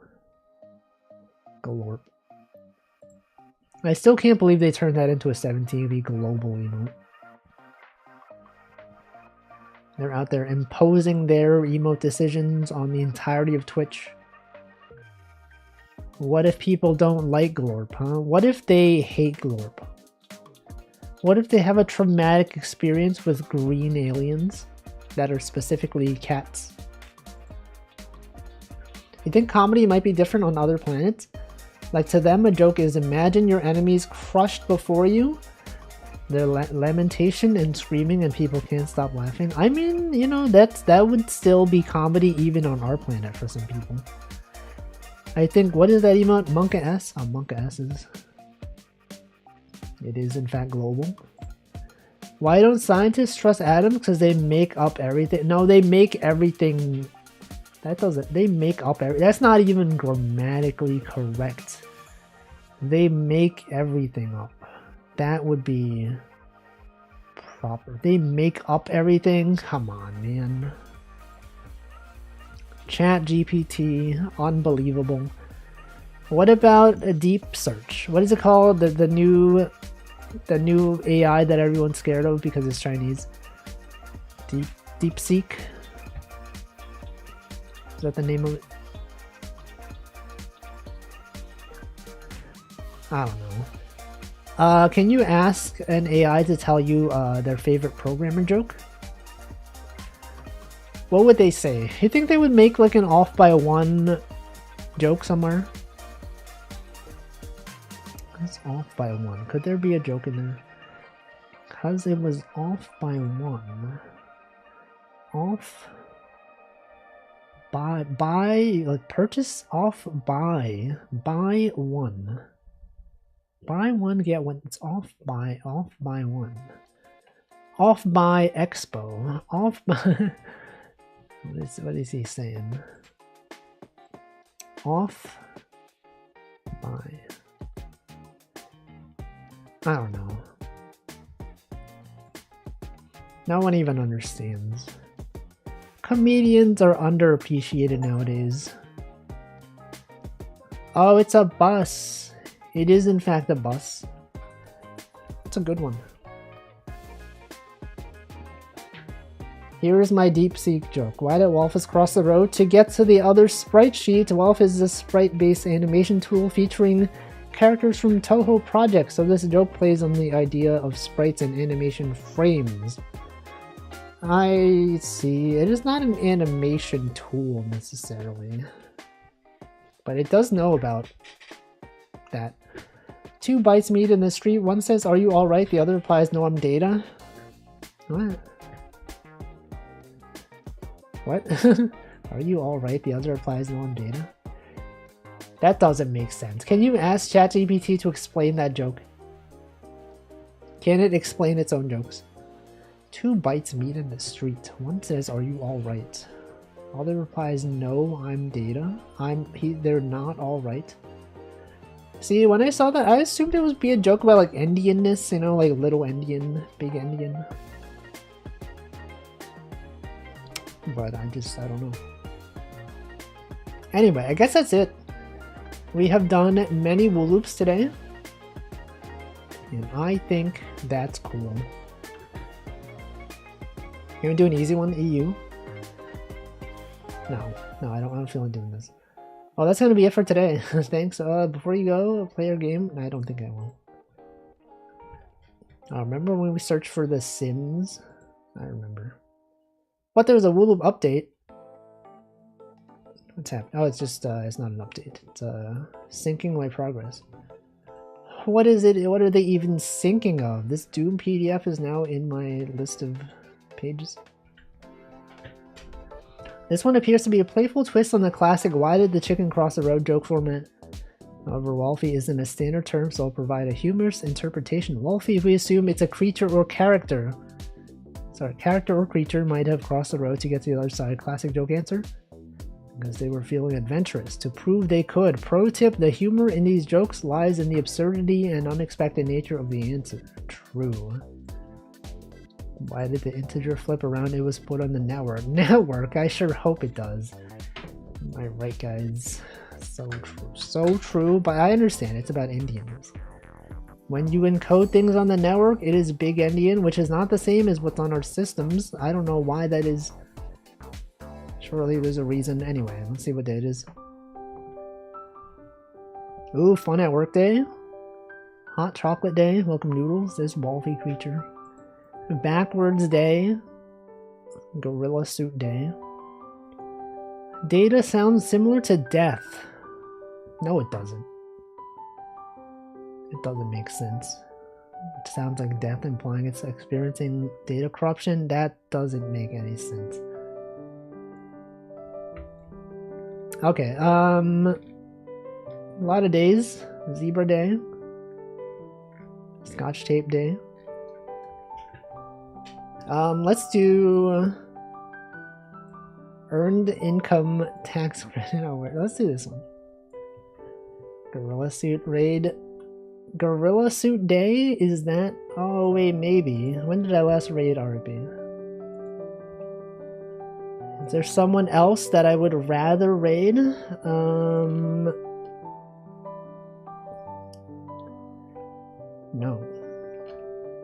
I guess I'll do that then. Alright, Gorilla Suit Day raid. Let's do that one. Gorilla Suit Day. And then I will check this channel. And I will in fact send you over there. Alright. Well, that's gonna be it. Thanks for watching. I will be back tomorrow with gaming. Variety Saturday gaming. And I will be coding a Pico 8 ECS engine in my free time when I'm not streaming. And I will maybe even make a game. I don't even know. But it is fun to code that engine. I am having a good time. I'm enjoying it quite a bit. And that's good. Welcome Kozays and goodbye. You have missed the stream. I guess you didn't miss the stream. You're still here. Just because you caught the end of the stream does not mean you missed the stream. You did miss most of the stream, but not the entire stream. Some of the stream. Gorilla suit. Gorilla suit? What is that? Balatro reference? Like a suit? Like a playing card suit? Am I right, guys? Is there a gorilla? There's a banana in Balatro. Gorilla suit. Never worn. So true. Anyway, I'm going to stop talking. Thanks for watching. I will see you next time. Goodbye.